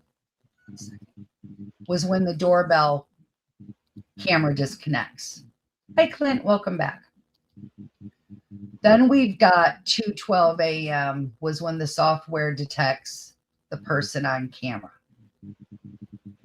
Okay. 2:12 a.m. 2:12 a.m. And then 2:28, her pacemaker disconnects. In Delphi, the girls were dropped off at 1:49 p.m. and the Bridge Guy video was taken at 2:13 p.m. It's not any type of evidence. It's not even, it would probably be reaching for even circumstantial, but it would be considered circumstantial. That's one of the things that really jumped out at me. I know you guys, okay, so now the people in the comment section are picking up what we're putting down. How weird is that, y'all? It's just one of those things that just gives me the icks. And then all of a sudden I get back to back from Vinny. And I'm like not even playing. I'm sitting here. Yes. Chris, can you see the comment section? No. Prof just put 2:13. Like Yeah. February 13th, remember? Yeah. Yep. That would fit. Yeah. We have the FBI and local law enforcement not communicating. I'm noticing that that's real common. Like, what in the hell? The FBI, they bring resources. They bring money to the table. You can get your testing done in 2 days instead of 3 weeks. Like, why would anybody take the elite and drive them away? Doesn't make any sense. Unless it's a dick swinging competition. It's the only thing that makes sense, because having the FBI around makes it so much easier. And let me tell you, they had some decent FBI agents in Delphi. And the rejects ran them off for some reason. I still don't understand.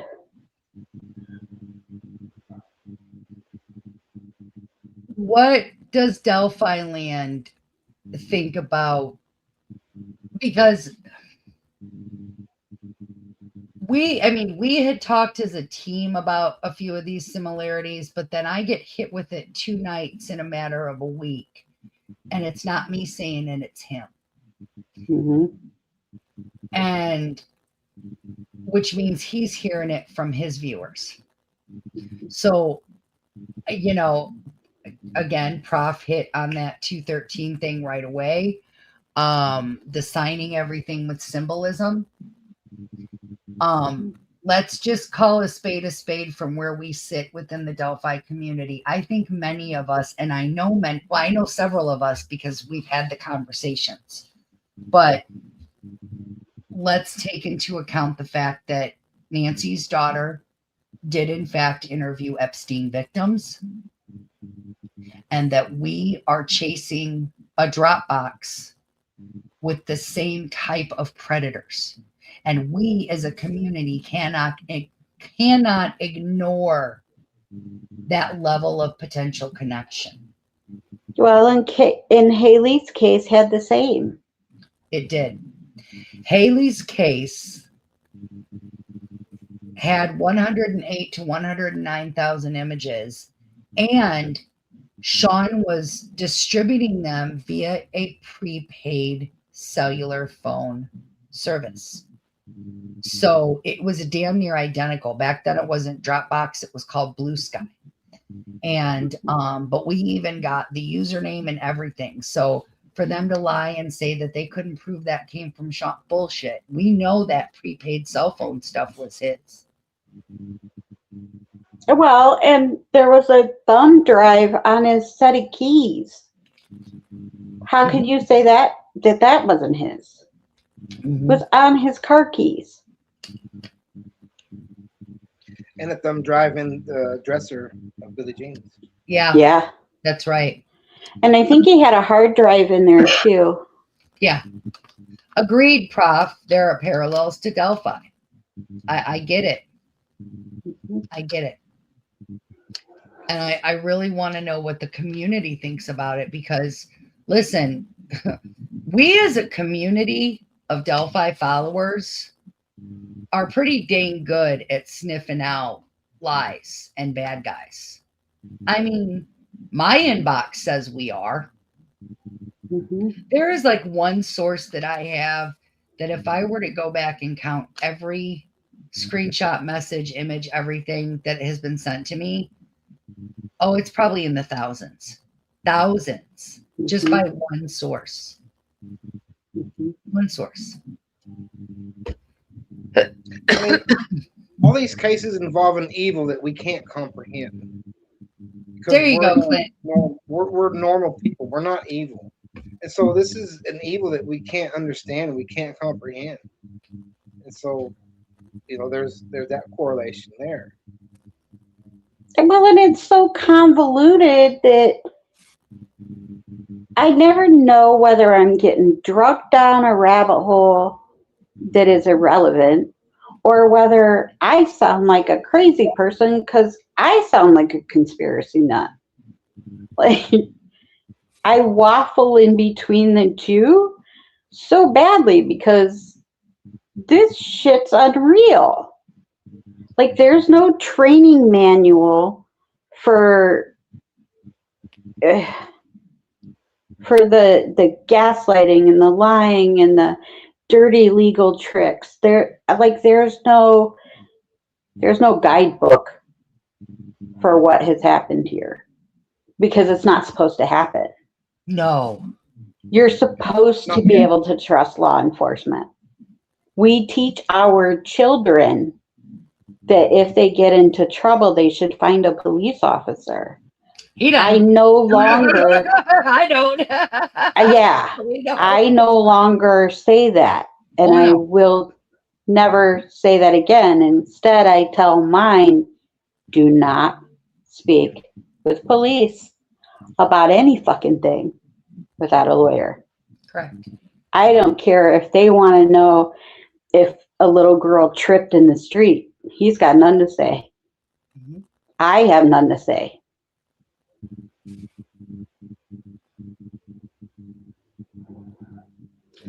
Yeah, I don't tell my children to seek out help from law enforcement. I tell them, and the kids don't. They just don't trust cops anymore. Yeah. I've now told mine, go find the nearest mom. Because especially in Indiana, that trust is gone. When you've had the number 2 in charge of Indiana State Police frame you for crimes you didn't commit. Yeah. Nope. When they cover up for Larry freaking Nasser, you Right. know you have a problem.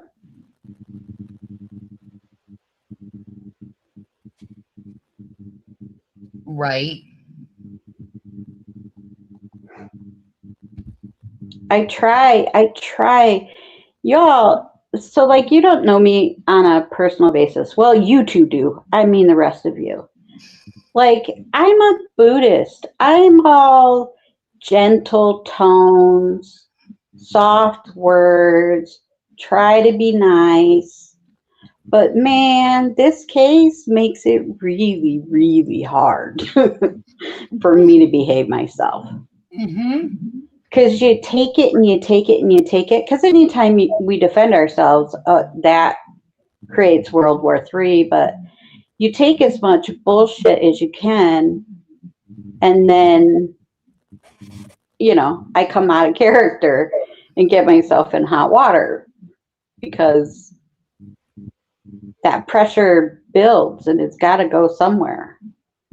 So, like, I still try to be nice to people, but God damn, it's hard some days. So that's the part of the job nobody knows about. You're head deep in bullshit and you come up for a breath of air and you're just saying this is bullshit. Exactly. Lisa asked, didn't those gymnasts take settlements? I'm not sure about the settlements part. Here's what I do want to say. I'm sure about the J. I'm sorry, sure about the J part. I had to stop myself.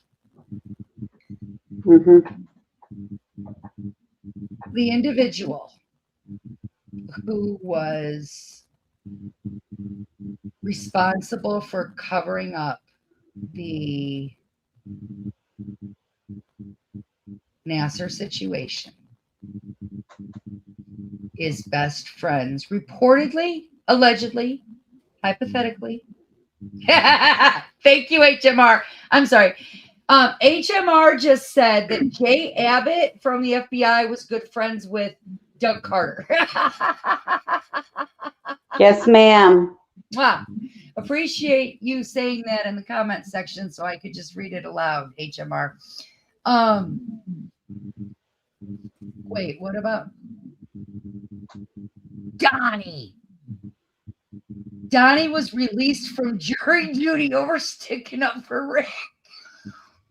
Nice. You're a real one, Donnie. Donnie Coon, man. I love this man. Oh my God. You're the best. Oh, Donnie, you just made my night. That's so great. That's so great. So over the years, like, I've worked as a CASA. I've dabbled some with the legal system, we'll put it that way. But none of that prepared me for this clusterfuck. Like, I don't think they're,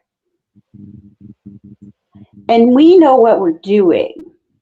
Like, I don't know how a person new to this kind of work would be able to function, because it's just, you have to doubt everything, but then you have to put your faith in people. And you and I both know, well, all three of us know very well, tipsters aren't always telling you the truth. Actually, most of the time, they're lying. Correct. So most tips that you get are absolutely irrelevant. Hi, David. And if they're not lying about the whole thing, they're lying about at least half of it. You know, because people have all kinds of reasons to lie to police. No, nobody tells them the truth, the whole truth. No, because they don't want to go to jail for their pot or their meth or their domestic or whatever happens to be happening. But like this job makes you distrust people. And that for me is a little sad. That's hard. So one of the most frustrating tips that we get in a case like this is every soon-to-be ex-wife that's in the middle of a custody battle with her ex, no matter what state she's in. Yes. And not only does she assert that that's her soon-to-be ex-husband, but she asserts that she knows that that sketch is him and we don't, and she's right and we're wrong. And if we don't go arrest her ex-husband, soon-to-be ex-husband right now, she'll call the tip line 15 more times until we do. Or until law enforcement does. So imagine reading and rereading that tip that is worthless, but still requires investigation. We've got thousands of them. Because she then just used the keywords truck driver. He's an over-the-road truck driver. And even though he was in Pennsylvania that day and had no connection to the state, no connection to anything, he's no truck driver. And we have our angle in this case, so damn it, it has to be checked out. Maria, I need. Yes, I thought it was Pennsylvania. The train guy. Are you talking about Chrisman? I need the Amtrak tip. Oh, I have that. Well, I need it. Like. Okay. I needed it a month ago. No, I need it. Okay. Okay, I'll get it to you. Thank you. I'm still unpacking certain things, but so yeah. Life in a safe house is not easy. I don't know how you're doing it. And if anybody wants to say I'm not living in a safe house, they can just. Yeah. I came home when Clint had his third heart attack or your fourth, I don't remember. Third in November, and I was able to stay through Thanksgiving without anybody realizing I was there. But I didn't. You were here and gone, and I didn't know where you were. Like you were 20 minutes from me, and I didn't know. Yeah. But you know that's how that happens, because guess what? If they want to find you, they'll come to me, and it's best if I don't know. And that's just how that is, because. Thank you, Todd. Yeah, that's right. And they can't interrogate a dead man, so. Nope. Good luck with that. All right. I think we're getting close to bringing in our special guest, Prof. If you want to jump inside the backstage, I can get you approved and on in as we go into this next part. And while we're waiting for him, I want to just mention a couple of quick housekeeping things. This is the part where I said I'd bring back Anna, and re-mention Anna Isasaga. So in response to this whole Nancy Guthrie situation, it has a lot of parents of missing and unsolved murder cases very angry and very upset, very hurt. I'm sure Clint can attest to that, because of the amount of resources that are being dedicated to one case. And families, especially parents, are very, very upset about it, because these are the same parents who begged the FBI for those same resources on their kids' cases and have been denied, or don't even receive a return phone call. Correct. So in West Texas, which is actually the region where Clint's daughter disappeared from back in 2010, April will mark Isasaga's 30th birthday. And Anna and another mom and another grandmother. So it's 2 moms and a grandmother from West Texas have started a nonprofit organization, and they will be launching kind of this on April 10th down in West Texas. And we're going to go ahead and bring back, for those who might have been with us back in the old school VNO days, back when we had the community calendar and the announcement section. But we're going to bring that back and kick off with Anna's event for Mark. And also Calvin Hawkins's Monday night podcast for Keisha that he's now doing. He and Janice are doing. So we're going to bring back the community calendar from VNO, but not just put it back on the website. We're going to make it a digital community calendar as well, and make sure what that does for any of you who don't know is if you have an event, a flyer distribution, a vigil, anything having to do with the missing or unsolved case, send it to us. VNO publishes those free of charge. We advertise those free of charge. And we have over 5,000 followers on VNO. Plus we have right at 1,000 here on Victims News on Air. So, you know, and then we have our individual pages as well, which have thousands and thousands of followers. So depending on the region, get it to us. If it pertains to a homeless individual, a missing and homeless, we'll get it off to Robin and missing and homeless. We'll get it off to, you know, our different regional directors and state managers and advocates and other PIs. So just, you can email those. I put the email up real quick. I can leave that up for a minute. That's info@victimsnewsonline.com or victimsnewsonair@gmail.com. Donnie's getting into fist fights in the comment section. Don't tell me to be honest. You might not like it. Honey, you can be honest any day on my watch, honey. You know that. Always. Thank you, David, for the super sticker. You're so sweet. Thank you. Oh my gosh, I love you guys. All right, we're gonna go ahead. So hold on.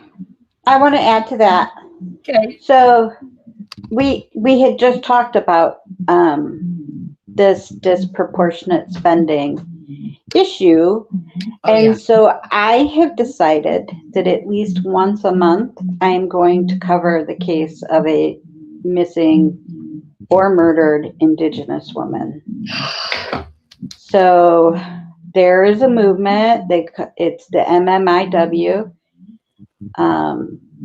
And so I will be jumping in there.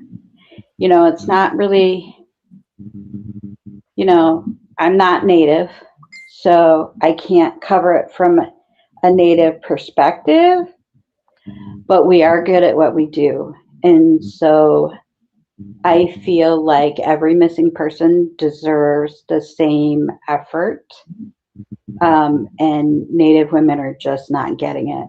Native women and Two-Spirit especially. So at least once a month, you'll be hearing about a missing and murdered Indigenous woman from me.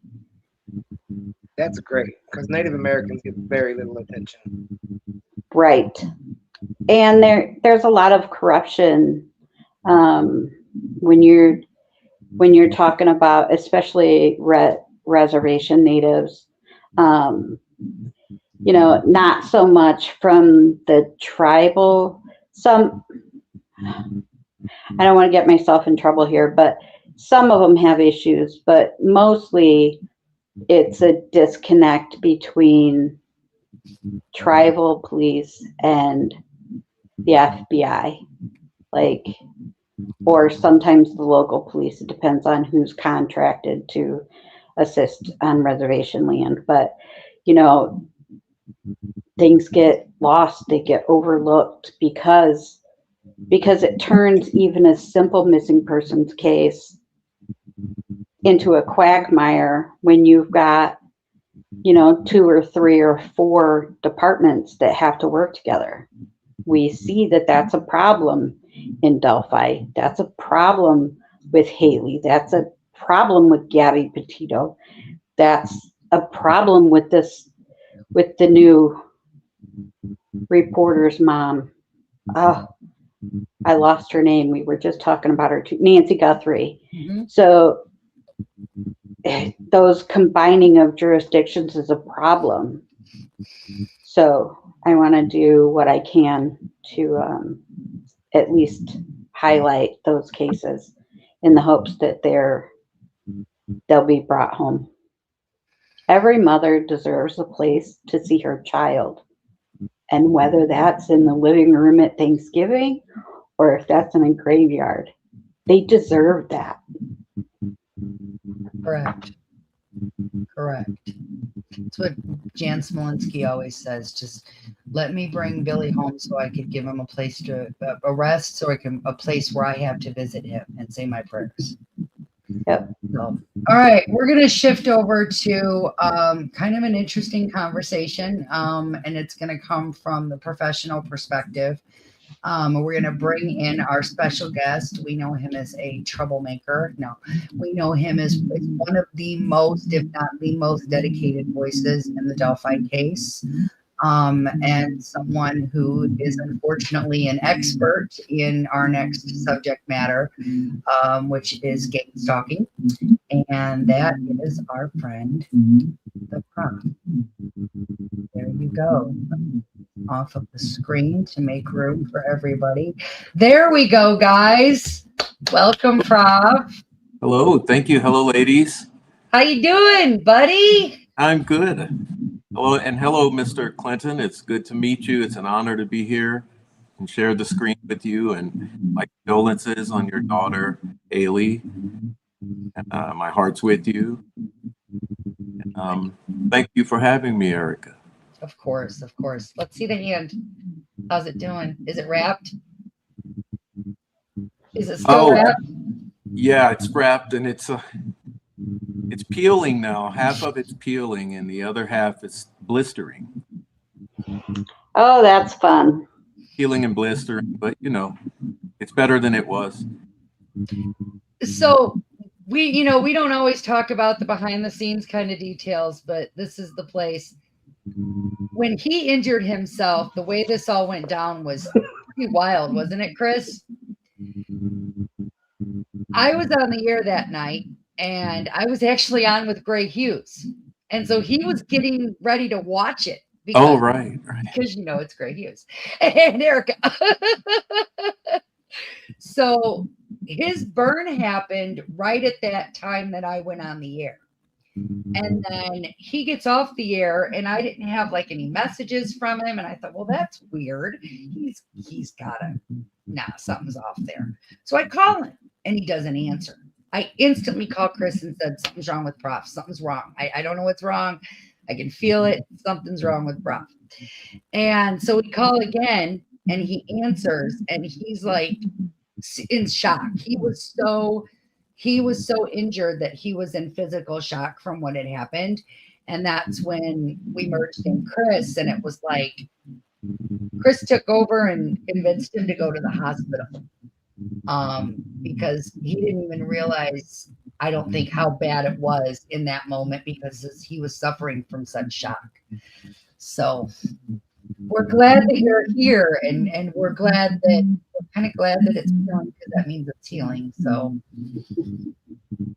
thank you. Yes, I'm very reluctant to go to the ER at all times, but I'm so glad that I did, because it was necessary. I couldn't have managed it. I just didn't realize at the time. It was just, as you said, it's so much shock. You don't even know what to do.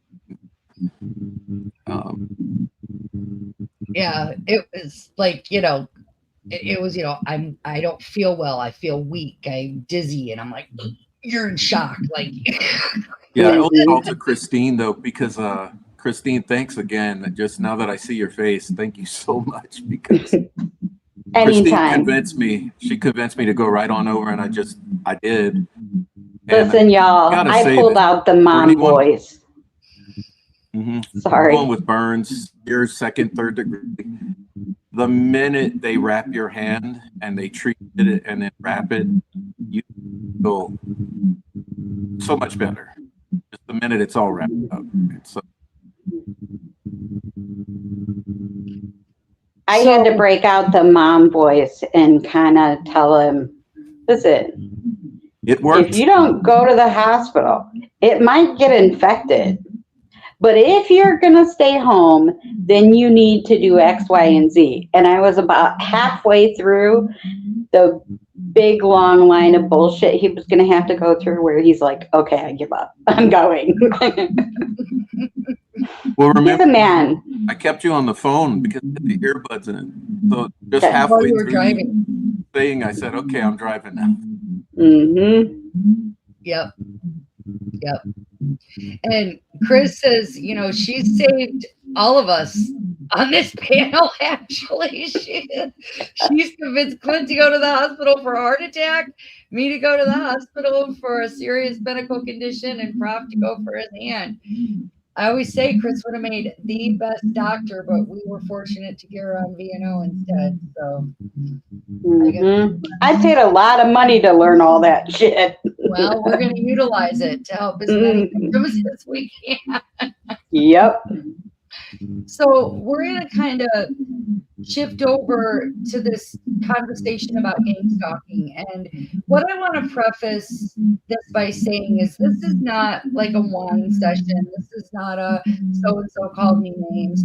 This is going to be an honest and maybe uncomfortable for some people to hear what they do to others and the pain they cause to others when they target people who are genuinely trying to get answers in a case.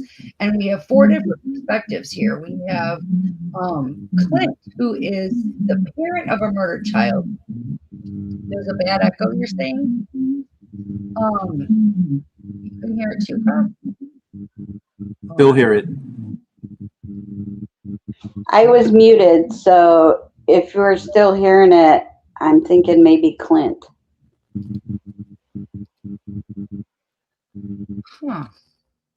That's it. It's Mr. Clint. Is it? Clinton Dunn. Did you change something? Put those earbuds back in. Yeah. Please. Does he have a fan going or anything? Sometimes that'll do it too. Might be his air. All right. Is the echo gone? Yep. Okay. Then that's it. Can you hear us, Clint? Better? No. No? No. Maybe It comes back when he check turns his mic on. If you click on the audio settings, there's a echo cancellation button that usually helps. Yeah, but you want it clicked on, right? On. Yeah. Because I already did that, remember? For Mr. Clint, not for you. Yeah, I think. Seems like it's his speaker maybe, or the fan in the computer or something. Echo cancellation. Cancellation is on. Let me try to reduce background noise. So does that make any difference? I can't hear it for some reason. There's a bad echo. Is it better now? Yes.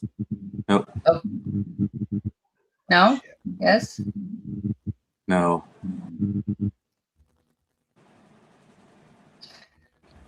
All right, he's gonna leave and come back, so that is perfectly fine. Bye, Clint. Yeah, that's better. It's gone now.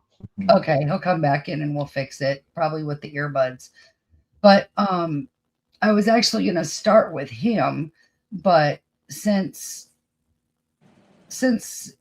he's got to go in and go out, Chris, I'm going to actually start with you on that because you'll speak to it more on like kind of the broader scale like we were discussing. And then we can let Clint kind of come in from that parent perspective.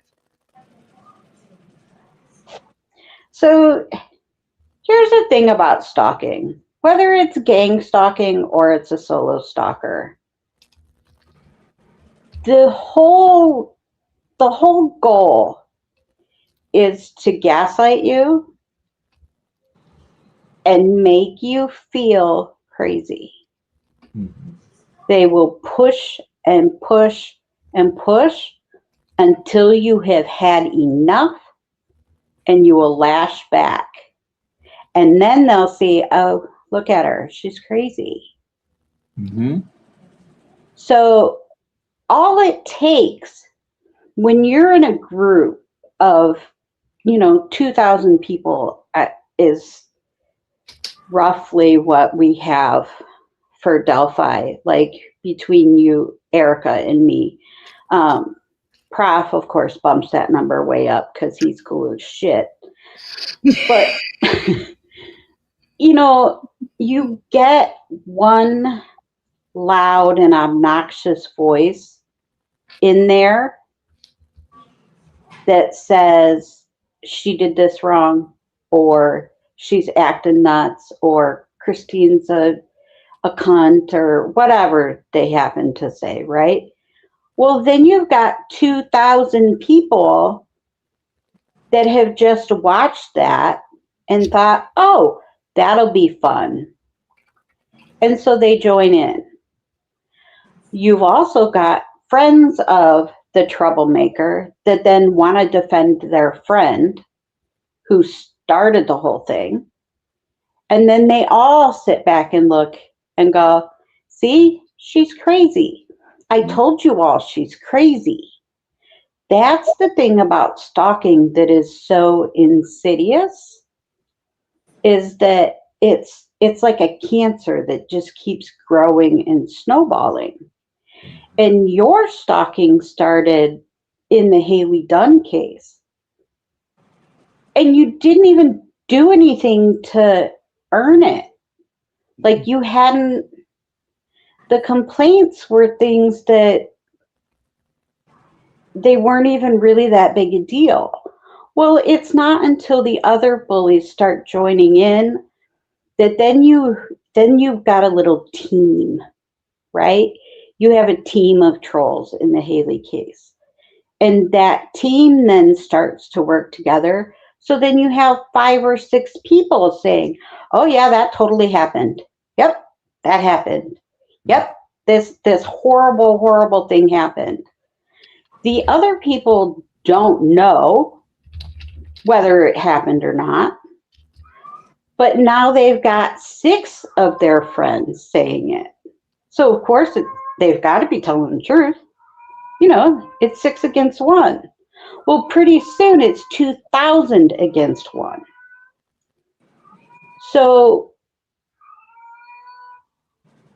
then every career move you have made since then, it's like those same group of trolls rolls over into every other case that we even touch that the public knows about.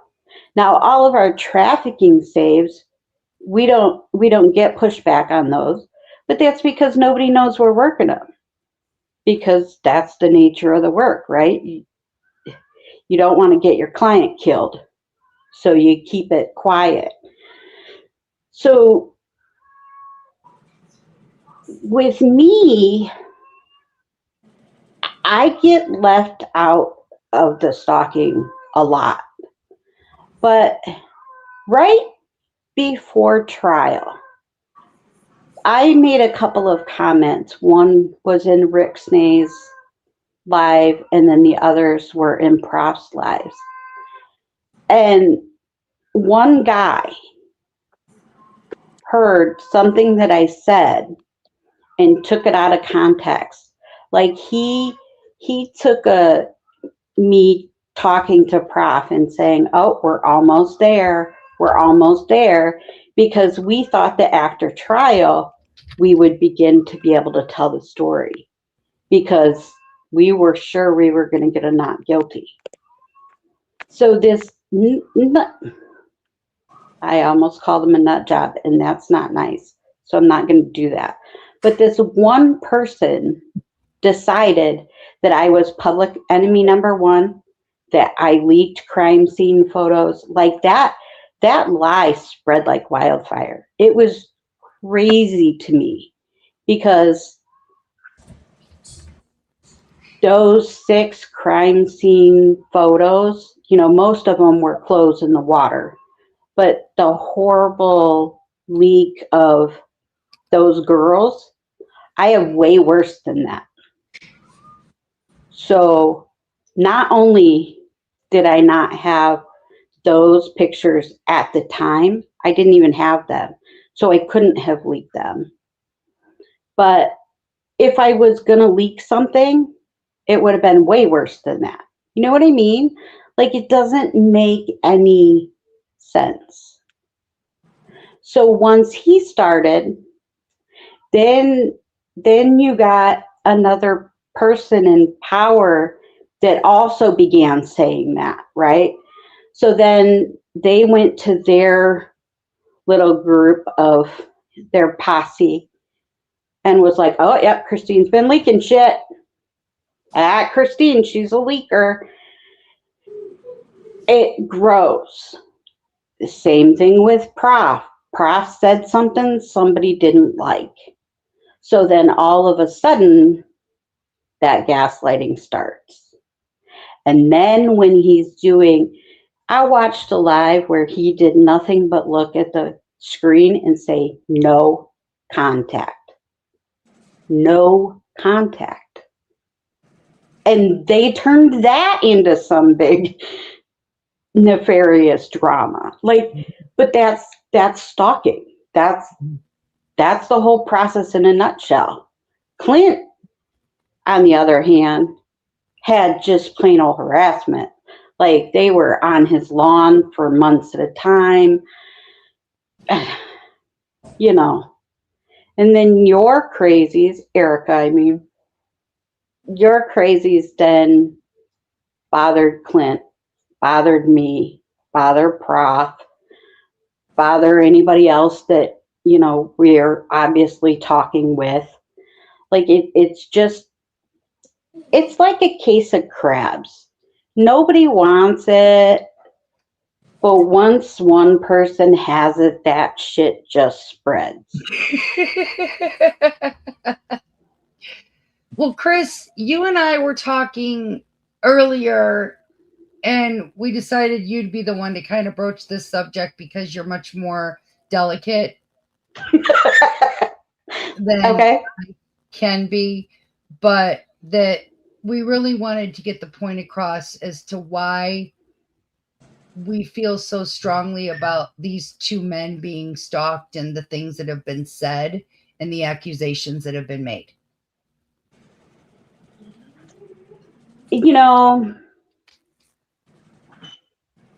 American men, and probably in other places of the world, there's a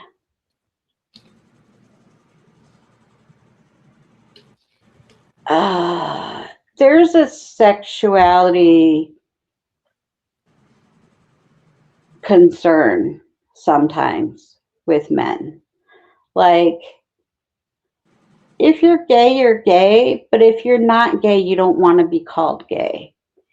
And it's not discriminatory, it just is, right? Well, so women have figured that out, and men too. So when you get into a fight with a man that is smarter than you, the first thing you do is go, oh yeah, he's gay. Or whatever slur they want to use, right? Well, they tried that and it didn't get them the reaction that they wanted. So then it gets inflated. Got to go up a notch, because talking about sexuality wasn't bad enough. So now we're going to make him a sex offender. And when that doesn't get it doesn't, they don't get their endorphin rush from that, because innocent men ignore those kinds of things, then it's you've raped your child. And we've seen that happen repeatedly. Like, it's a thing. I don't know why it's a thing. because my brain doesn't do that. But it happens. It's said, not because anybody thinks that either one of these men have harmed their children. I don't think anybody believes that. They're just saying it in the hope that it humiliates them. Yeah. Yeah. I don't think the people that say it even believe it. Nope. They're just doing it just to degrade you. Women get degraded in different ways. Yeah, we get called sluts and whores and fat and, you know, 100 different things. But for men, they go for that thing. And because how do you fight it? If you have now insisted that a man has touched his child, how does he defend himself against that? The only thing that he can do is say, no, I didn't. That's it. So then you still have it hanging around like a fucking hanging chad. Yeah. That drives people to kill themselves, to kill their intimate partners, to create all kinds of collateral damage. Like there is nothing more hurtful than that accusation.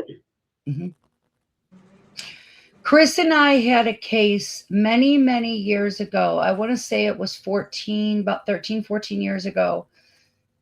And it was called the Daddy's Worm case.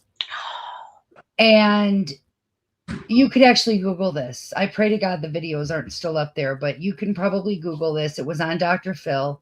It was a disaster. It wasn't a case we worked. It was a case we were asked to look at because it was so destructive. But what had happened was this mother coached her child to make that false accusation against dad. Dad then passed a polygraph. Like he was arrested. He passed a polygraph. Then something happened and they wanted him to take a second polygraph. And he was so upset and scared and nervous that there was some deception indicated. And that was that. Next thing you know, mom went for the jugular. This man was totally innocent.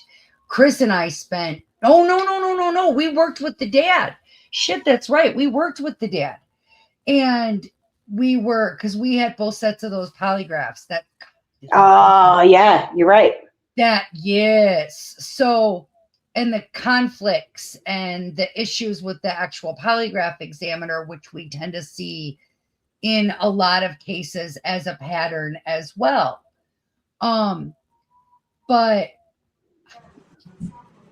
that case destroyed that man's life. Like I'd actually have to check on him and maybe we can see if where he is at today. But because that thing was covered on national television, the accusation was made on the Dr. Phil show. And the other thing is that it happens more often than to just the two of you. And Chris and I believe so very strongly that like with Prof, I mean, they wanted to run him away and run him off. And I'm going to turn this over to him and Clint here just a sec. But you guys need to know that there are communities out there that support you and know that it's trash and it's BS, but also that you guys have the ability to help other men in your position who are being wrongfully accused. And I think that's a unique service that you can do within this community. You know, whether you stay in true crime or do more just news reporting or dig deep into the corruption in the system, Prof. But you two have been through it and you have the ability to understand where others are coming from. So I'm going to go ahead, either one. Prof, go ahead. And I know Clint's the quiet listener. Oh, I don't know what to say. Maybe Clint, go ahead. I got Well, you know, there's the Zaharias that went through this too. Oh, I forgot about that. Lou is such a nice man too. I love him. And he got dragged through the ringer with a lot of false accusations, and he's just a dad trying to find his kids. Mm-hmm. You know, for me, I was really able to ignore it. You know, I knew it was bullshit from the beginning. And like Christine said, there's nothing you can do other than say I didn't do that. And then you have to ignore it. You have to realize that there's some people out there that are sick. And that's what the case is it's sick individuals thinking that they have something figured out, or, you know, their motive could be anything. And so, yeah, Louis Zaharias really popped up to my mind because I've seen his emotions several times, and it really affected him. That's right. That's right. You know, Prof, I think as a dad, and I mean, Clint, we're aware of this with Clint, but maybe you can speak to it. How people in your position, that's why we wanted a podcaster on this, because you're somebody who earns a living, you know, and doing this. And how does that impact your ability to earn a living when you have to make sure, you know, your first and foremost is to protect your child from these false allegations and some of these decisions you face? Yeah, it's very difficult. I mean, like with this campaign with Delphi, it's been very disturbing because I decided to come on and speak for those victims in Delphi, the ones behind me, Abby and Libby. I decided to come and speak for them because all I wanted, you know, my true heart lies in honoring their memories by bringing out the truth about their deaths, because I feel that would be respecting the lives that they lived, to tell the truth about their deaths. And I feel that way with all victims. To tell the truth about their deaths honors their lives. And when I stepped onto this case to start a podcast and specifically focus on this, that was my objective. And it only took a few months before this entire contingent of mentally ill, unhinged, drunks and addicts and all sorts of just unhinged individuals off the internet, it just started coming at me full force. And at the time, it seemed like there were maybe a solid group of 30 or 40 of them who were all a solidified unit. When I stepped on, I had no clue what I was stepping into. And when these people decided to target me, it's like Christine said, that you have this, like I found a YouTuber who's a doctor who she calls it narcissistic crazy making, you know. And what it occurred to me at the time, after a while, that's what I was dealing with, is these people, they'll come and they always go way lower than you would ever think to go. And they come at you with such hate and so low that you don't know how to address it. And if you've never dealt with it before, you really don't know how to address it. So the first thing you want to do is defend yourself, and then you want to sort of show the audience that these people are not credible and that they're evil and have bad intentions and they're not truly here for justice for these victims. So you go down that route. And then, like a plague on the internet are these fake accounts, so that anyone can make any account in the world. And some of these people make 10, 20, 30 of these accounts. And they'll hide behind these fake accounts and come at you in such a vicious manner. And then you're just trying to get your voice heard. You're trying to get momentum in your viewership. And at the same time, you're dealing with this onslaught. And then you want to know who's attacking you, because you know that there are human beings behind these fake accounts that are attacking you. And then so you start being concerned with, well, who are these people? Because, you know, when you're attacked, you want to know the nature of who's attacking you, to know the threat, you know, and that's just a natural human, it's beyond human. I think it's a biological response. You want to know what's attacking me. And And it's been just a crazy, insane road because despite all of that, I maintained my course and I built up a really good platform and a following. And it's just so interesting how after the conviction of Richard Allen, because everything had sort of gotten to a plateau where all of these attacks were kind of at a tolerable level, you know, where I had acclimated to the environment and everything was tolerated. And then after the conviction and then the sentencing and then the appeal or the appellant's brief being filed, after these wheels started turning in the post trial zone that we're in now, it's funny because it's been a year now, but in this past year, it's been a gradual uptick, or there's been a ramping up of this sort of another wave of these attacks. But only this time, it's exponentially worse. It's 10 times worse where these attacks are coming from, and it's coming from all angles. And it's for me, it's had a very big effect, not just on my income, which has been knocked down to, you know, my income, my engagement, everything to do with my channel has been severely affected by this, but also in the personal life, you know, where I'm still a father to a 6-year-old boy, you know, so I'm on a daily basis, I'm raising a child. And then to try to cope with being your best self, or to be the best parent you can be in the context of this sort of anxiety, it's terrible. And I say shame. You know, my message to all of these people are shame on you. These are about murder victims. This is not about your ego or about the hate that you have for your own lives or humans in general.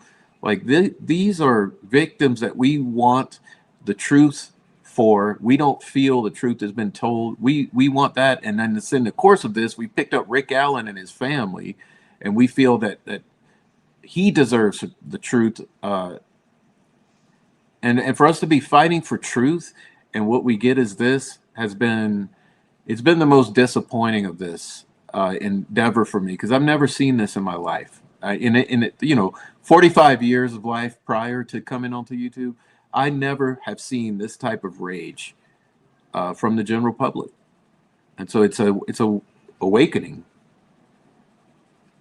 So what's really crazy about like say for instance Clint's situation, but it actually, the more I'm sitting here listening to you talk, Prof, that's why I wanted to get everybody on the same screen, because I actually am seeing more of a pattern than anything, Chris, and I wondered if you picked up on it. So 100%. Oh yeah. okay. Yeah, So, there's a pattern there. all right, so the people who actively crazy stalk me didn't start with me. They started with Clint Dunn. Mm-hmm. They were there to actually stop Clint from putting his daughter's killer behind bars.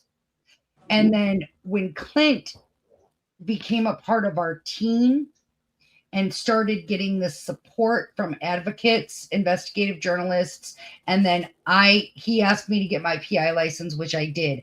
That's when they really turned their claws to me. And it took us years to realize, to kind of put it together, who these people really were, what their real identities were behind the scenes versus who they pretended to be. In order for us to understand that none of these people from the Hailey case are actually they don't target me because they hate me, because they don't even know me. They've never met me. They've never had a conversation with me. They target me because I bring resources to Clint Dunn's case. And if they can push me away from Clint Dunn's case, bingo, then Clint can't put Sean Adkins behind bars. And that includes 109,000 images of CSAM. So the same with Prof. If they can drive Prof off of a case, these are the same people who would have originally attacked the family, right? Correct. Holy shit, this is a pattern. So here's what I see. They don't like Clint because Clint wasn't the guy. And Clint knows that he's not the guy. And Clint knows things about the crime that he hasn't said to the public because he has ethics and morals and standards. So he gets attacked because they think they're entitled to information that they're not entitled to. So when they can't get it out of Clint, they go for you. Mm-hmm. Because the constant problem, the constant complaint about you is that you're hiding something. Well, So, I am from them. right? You're hiding lots of things. Not their This business. is a legal case.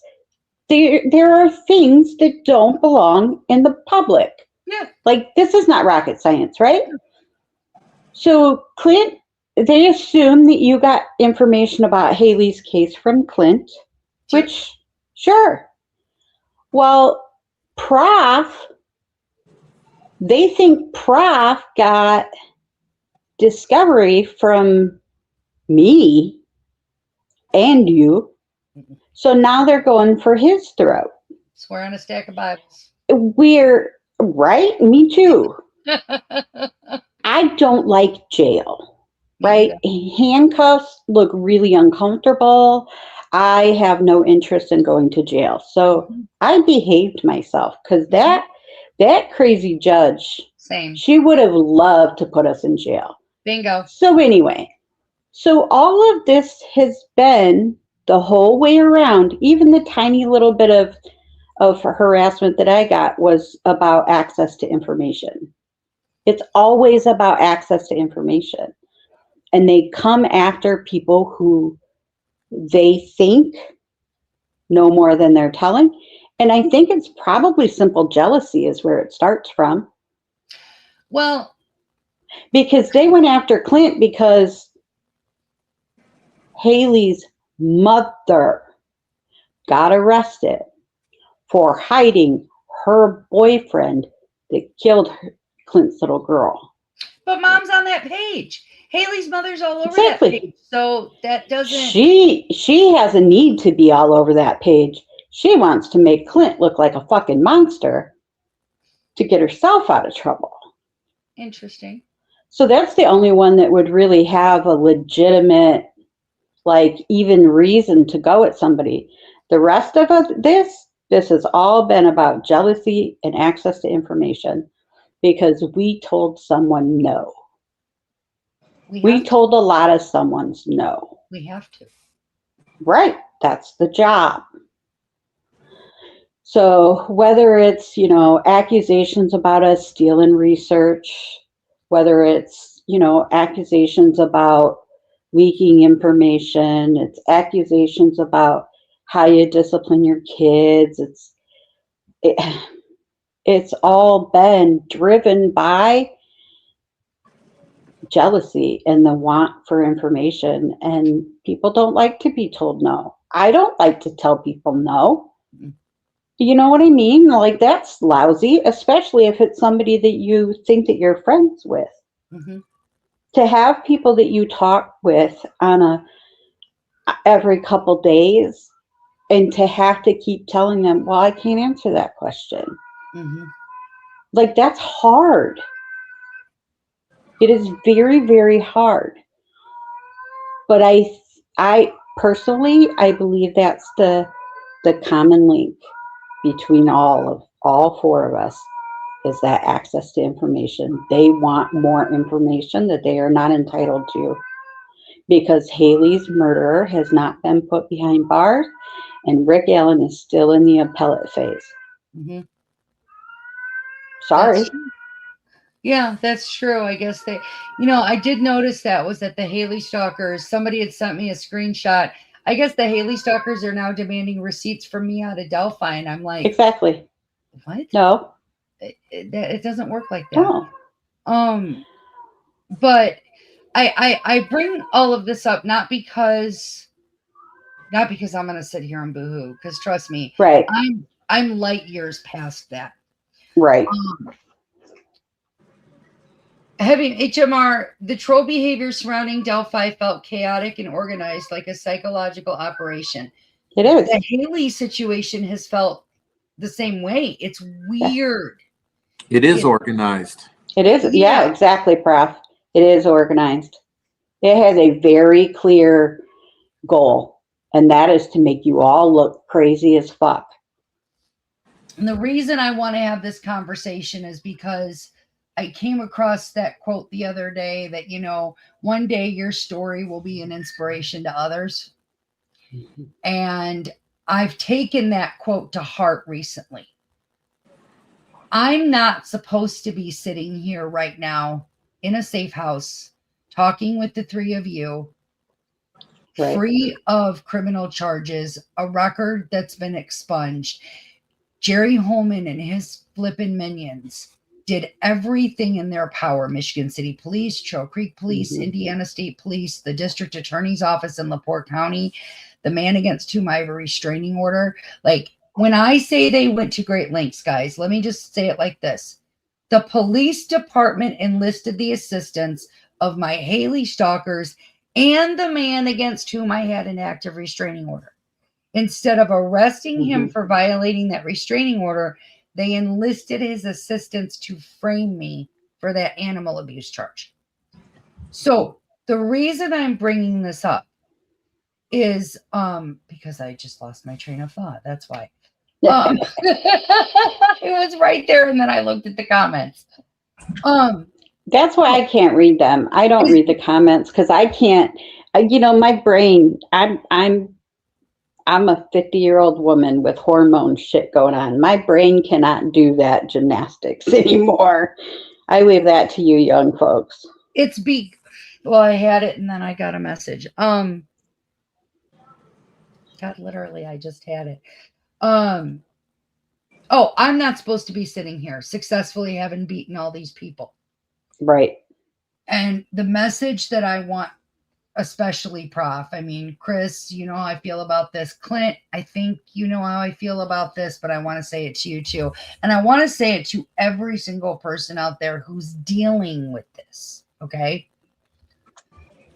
No one will be a bigger advocate for you than you. That's right.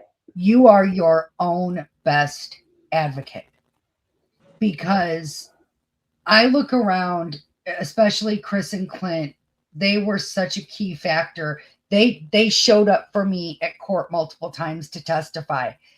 But there was one occasion where that other attorney knocked them both off the stand.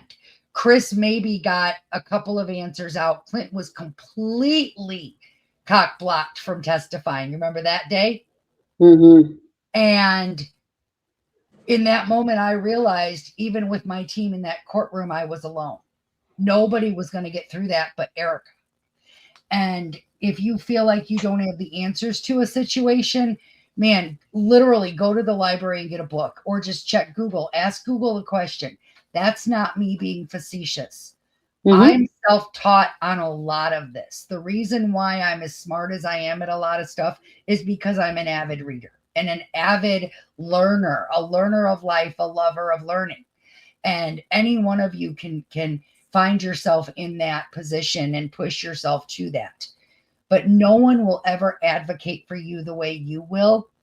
And when Prof stepped back recently and said, I'm done with this.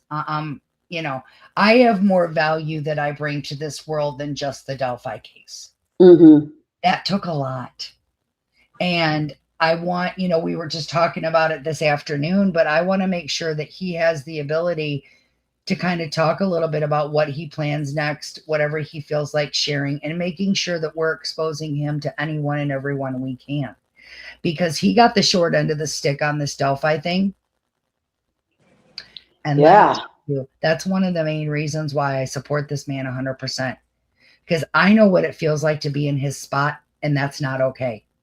Ever. It will never be okay what the Delphi communities put him through. Correct. Yeah, it was cruel. It was needlessly cruel. So, you know, whatever you want to say to the Delphi community, I know that you'll be back for certain things, Prof, but you know, what are your plans from here on out? What are you thinking about doing, you know? Because you've got a good thing going here. And what does the community want to see from you? Tell us in the comment section, guys. Yeah. Well, what this community has done, it's just been absolutely disgusting, unacceptable. But I just want to let all these listeners know who know us well.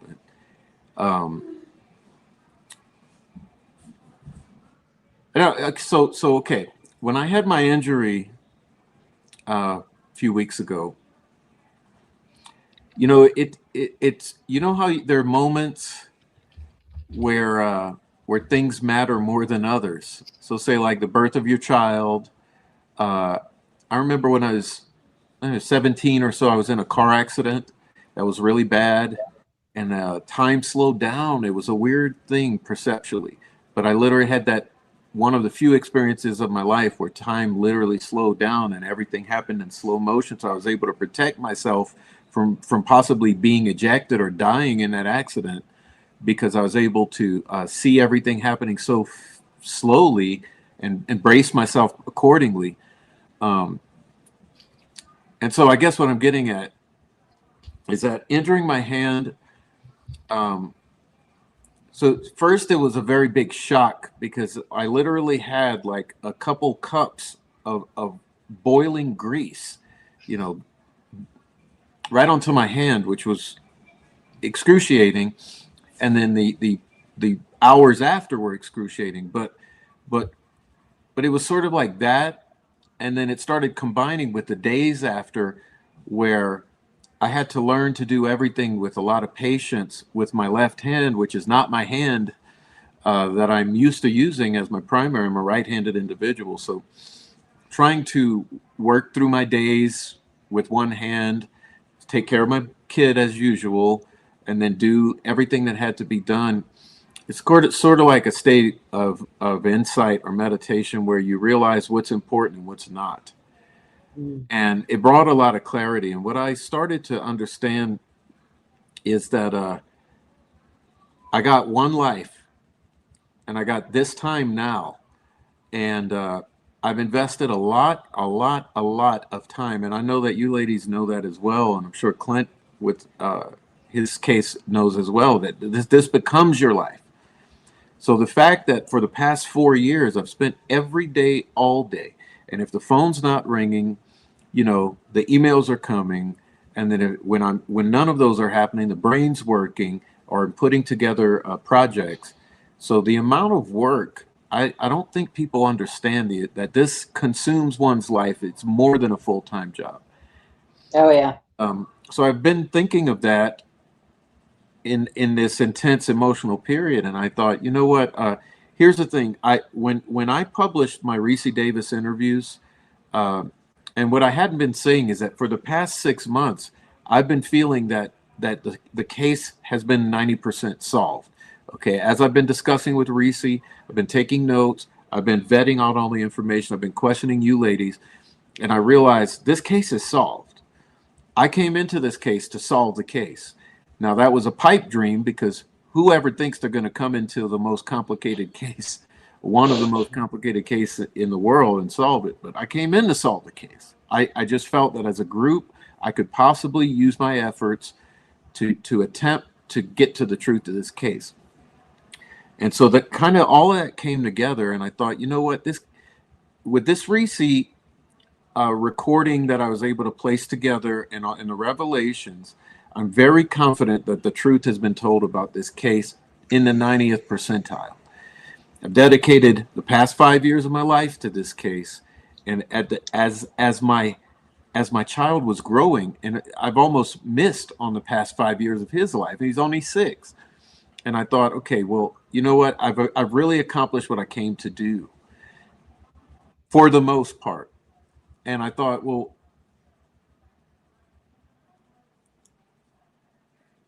this has been so ugly for so long. I've accomplished it despite all of that. I'm very confident that moving forward, good things are going to happen with this case in terms of we have all of these Richard Allen things to get through, whether it be the appeal, whether it be some sort of post-conviction, whether it be more truth coming to light from the community or discovery, or in the post-conviction phase, or even if this goes to Supreme Court in case he doesn't get a local appeal, whatever might transpire. I think we've established a lot of pressure on these people who matter in the case to tell the goddamn truth about this case. And at the same time, we've also gotten a lot of behaviors that were exhibited. The moment we brought up the Dropbox and Keegan Klein connection, and we saw how the entire community came against us in trying to reveal this aspect of the case. And I think we've accomplished so much good. And I think that I deserve, as a father and an individual, I deserve to be able to enjoy my life again and relax and do the things that bring me joy. And it brings me joy to know that we accomplished getting individuals who would have knowledge to tell the truth about Delphi. So now that I've accomplished that, I feel very good about it. And I feel like I can then step back and do things that I enjoy even more, because I came in to help in the way that I could. And I feel that I have. And so my plans are that I'm going to take a big turn on my channel in the way that I use it, in terms of I'm going to dive into the things that I truly care about and that excite me, and that I can share my joy for life with the world rather than my struggle to get the community of Delphi to tell the truth about the murders of their own children. And so, as I mentioned in one of my streams, I think that I'll never leave the Delphi case, and I'm not leaving the Delphi case, because things will happen that are important that we need to talk about regarding Rick Allen, especially as the appeal comes. And we still have a lot of digging to do into the Dropbox connections and the entire political structure of Indiana. And then I feel with this Nancy Guthrie case, I absolutely feel it's directly connected to Epstein. So there's a lot to look at with that, and there's a lot to look at with Keegan Klein, and Reese Davis still has a lot more to give this community. And I think there's a lot of Delphi still yet to come. But if you've seen how this community has devolved, and it's pretty much my conclusion now, that like when you have seen the past 2 months that this community has devolved to a point where all it is one creator trying his best or her best to discount another creator. And when I take a survey of all the Delphi voices and who are still active, what I see is that none of them are covering Delphi. None of them are covering Richard Allen or the trial or the egregious actions of the Indiana State Police and investigators or prosecutor. No one's doing the real work that could be done. They're more interested in discrediting each other and us here on this screen. And I feel like there's no value in it anymore. This community has zero intellectual property that's worthwhile at this point. So I feel I can use my channel to contribute intellectual property to my podcast in a way that's exciting and brings me some fulfillment and joy. And I think that our viewers should know that there are good things happening, and we won't be going anywhere. As developments come, we'll be here to handle those developments and to share our thoughts. But I think that this community, I've told my viewers many times before, that a lot of people have an addiction because the social media has supplanted or fulfilled a role in their lives of real human interaction. So instead of going out to the local bars or to restaurants or meeting with their friends or talking to their family members, a lot of people are stuck. And I want to help lift people out of the live chats and say, look, guys, we can move on and appreciate life with like this obsession with the victims in the Delphi case. It's commendable, but at the same time, if you feel that some truth has been told, if you feel that the truth has also been told about the injustice done to Rick and Kathy Allen, you should feel some sense of relief. You know that there's been a lot of people that have taken a lot of licks to be able to stand here and tell you the truth, and so we've taken a lot of those blows for you, and maybe it's okay that you don't have to give every day, all day of your life into Delphi, because a lot of people have sacrificed a lot for Delphi. And so I'm encouraging everyone to step outside, go enjoy life a bit. And also, there's a lot going on in the world, as we are all aware. And there's a lot of wonderful things as well as terrible things. So that's where I'm headed, in that I just can't continue to abuse myself and bang my head against the wall just to be fixated and stuck in this Delphi rut. And I would encourage the viewers to come along with me and come along with all of us, because there are a lot of cases also. I just learned of a case 20 miles from me. There's a gentleman missing 20 miles from me. So who's to say that Monday or next week I won't take off and drive 20 minutes and try to go look for that guy, or try to go talk to some people who knew him, because we're here in the mountains, in the San Juan Mountains. People go missing all the time. As Christine and I know, there was some young men who died recently here, and there's so much we can be doing. And I just want to encourage our viewers that with Delphi, yes, we have a long way to go with Richard Allen, but trust that I think Abby and Libby have gotten a lot of truth.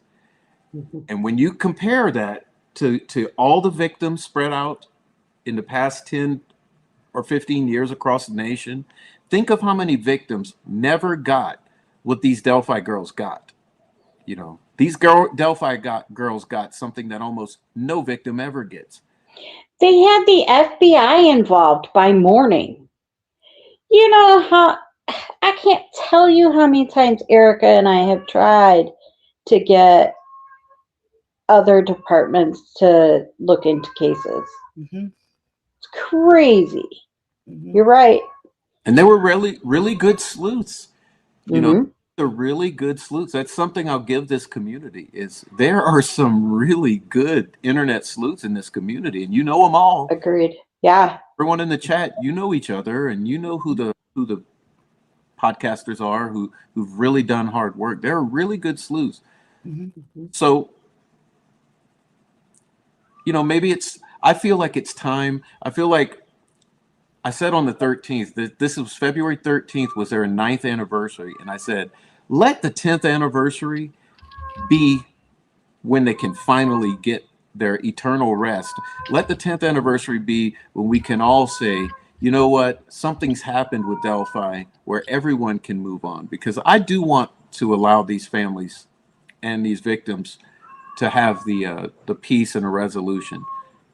And the only reason we fought this hard since trial is we know that trial wasn't that justice that they were trying to portray that it was.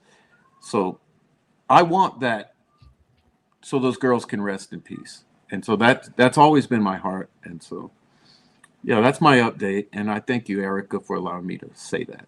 Oh, I wanted you here. And just so you know, Prof, the comment section is really wants to hear more of your original music. I know we all do from the other night, but the comment section definitely wants to hear more originals from you. And, we've talked about maybe doing some projects and stuff like that. And I think there's the cool thing about this platform and all of these streaming platforms is that the potential is unlimited. And when you put four brains like this together, an advocate, an investigator, a parent, a podcaster, boy, some really fun things can happen. Some good things can happen. A lot of things for awareness can happen. I want to give the last set. I want to kind of wrap up. We're over 3 hours already, and I want to be able to end, on Clint. But before I do want to say, just make sure to subscribe to the channel. Because starting next week, we are going to take on a case that no one knows about. It's the name of our organization is Victims News Online and Victims News on Air. We have been working behind the scenes for about 8 months now to expose a situation that is worse than anybody could probably bring to us in terms of victimization.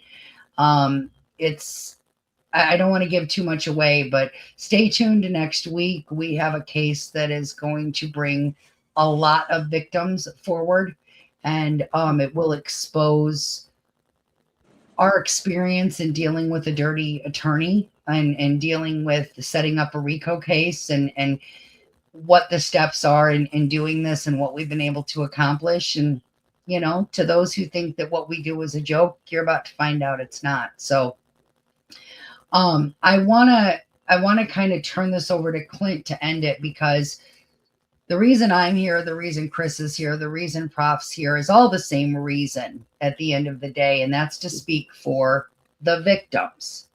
And our organization is built around the victims. And no one, in my opinion, speaks better to what not just VNO can do, but what a family and a victim's family expects from every newscaster, broadcaster, podcaster, writer, author, cop, and, you know, detective, judge, lawyer, whomever, than the parents of a child in that situation.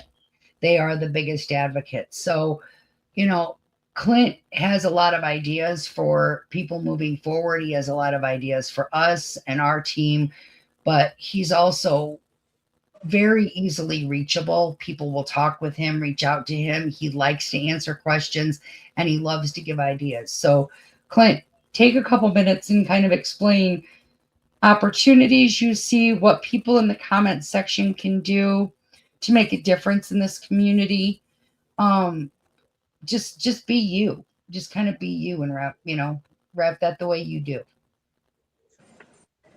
Well, thank you. Oh, shush, you're so good. One thing that I kind of want Prof to know is that you can't weigh your haters as much as your followers and your supporters. You have a lot more people supporting you than you do haters, and you can't give them, 100 people hating you is not near as much weight as the thousands that are following you and supporting you. And it gets hard to do that. And I tell Erica this all the time, that you got to give the proper weight distribution, and don't let them haters and those dishinged people weigh so much. I like us for working together. I think we need to come up with some projects, because we're all here to do the same thing, and that's to give a voice to those who don't have a voice, and to encourage families to speak up and to not let nobody shut them down. And we got a special dynamic going on here, and yeah, there's I don't say much, and there's that. Make sure you subscribe. We're almost to 1,000 followers on YouTube. Make sure to subscribe and share this video. And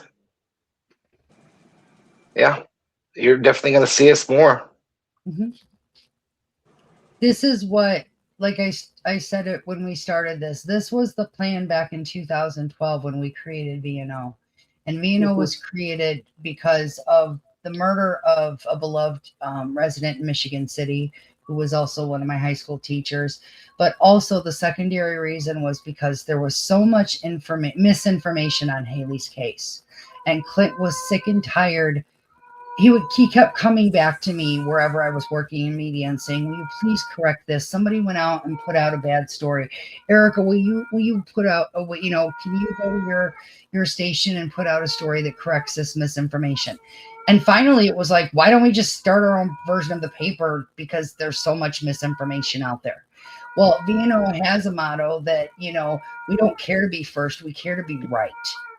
And I know that the stalkers and the whatever, they'll say different, but we really are a very special team, and we are very much bring a special dynamic to this. And one of the reasons why we wanted to see Prof on here tonight is because we see that talent in him, and no matter what he does, whether it's true crime, whether it's bringing a voice to others in other ways, whether it's news or other things, you just don't find talents that are that good and let them, you know, just go away without making sure they understand the value that they bring to the conversation. Clint's absolutely right. So, you know, at this point, I would say we're going to be ramping up on a new case next week with a lot of victims. And I mean, a lot. And you're going to be seeing a whole new side to Victims News Online and Victims News on Air. Not a new side for us, but it's a new side to what you and the Delphi community are used to. But here's one thing I can't stress enough. Every time we cover a case, we come up with new ideas on old cases. Oh, yeah, we are constantly learning. So, whereas we've been looking at Clint's case, his daughter's case, one way for 15 years, it's just been in the past few months where we've all kind of started looking back at each other cross-eyed going, is this about prepaid accounts and 109,000 images? Is that what this is really about? Like, it's, we always come up with new ideas. Austin Drummond, Prof, will you look into the Austin Drummond case? It appears to possibly be another frame job. Somebody reached out to me about that case too. Was it a year ago that the bridge video came out at 3/12? A lot has happened in a year. Might have been. I'll have to look. I won't. Prof will know. Yes. Okay. Yes. Oh, good. Yeah, today's the 11th. Yeah. Yeah. Wow. It's been quite a year. Quite a year. Man, a lot has happened in that year from tomorrow. Well, listen, guys. Yeah, we're pushing 3 hours and 20 minutes. I didn't think we'd do it, but wow. This has been a phenomenal panel, and Prof, I'm really glad you were able to join us. Make sure to hit that subscribe button. We are going to be putting out stuff that has been on hold for years because of Delphi. And we've cracked open our files, our desktops, our old project folders, and we're really excited to finally be bringing some of these things to the forefront that these families have been waiting on for years to see. And some of it's going to be fun. They're going to get to learn new skills. Yeah, you know, we've said all of this about people interfering, but know that we don't mean everybody. Like, we have gotten some solid help along the way. So as we come into new cases, you know, some of you web sleuths are going to learn some new things. It'll be fun. So Prof asked us to put Hailey's pick back up, and he's absolutely right. This is how we should be ending tonight, to honor Clint. So if you're not following us on the Who Killed Hailey Dunn page over on Facebook, please do. We have 3 videos up already here on VNO about, we call it Conversations with Clint. They're just some candid interviews that I've done with Clint.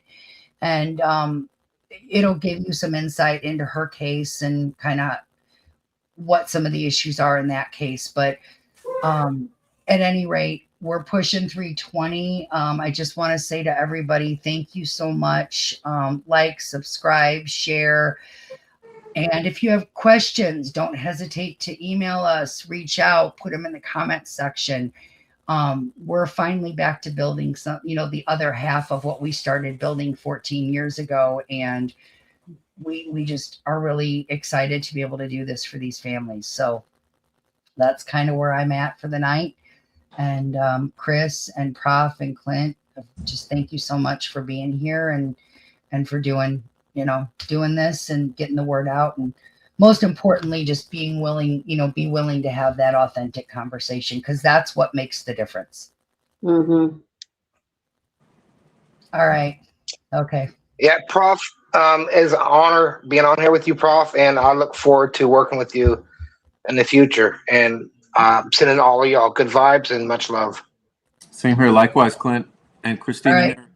I'll Me connect too. with some of you. All right. Clint, peace out. Chris, peace out. Everybody in the comments section, thanks for hanging with us. Peace out. And we'll be back in a few days with a brand new case that'll bring a lot of victims forward and expose a lot of dirty. So thanks for joining us. Everybody have a great night. Good night. Good night.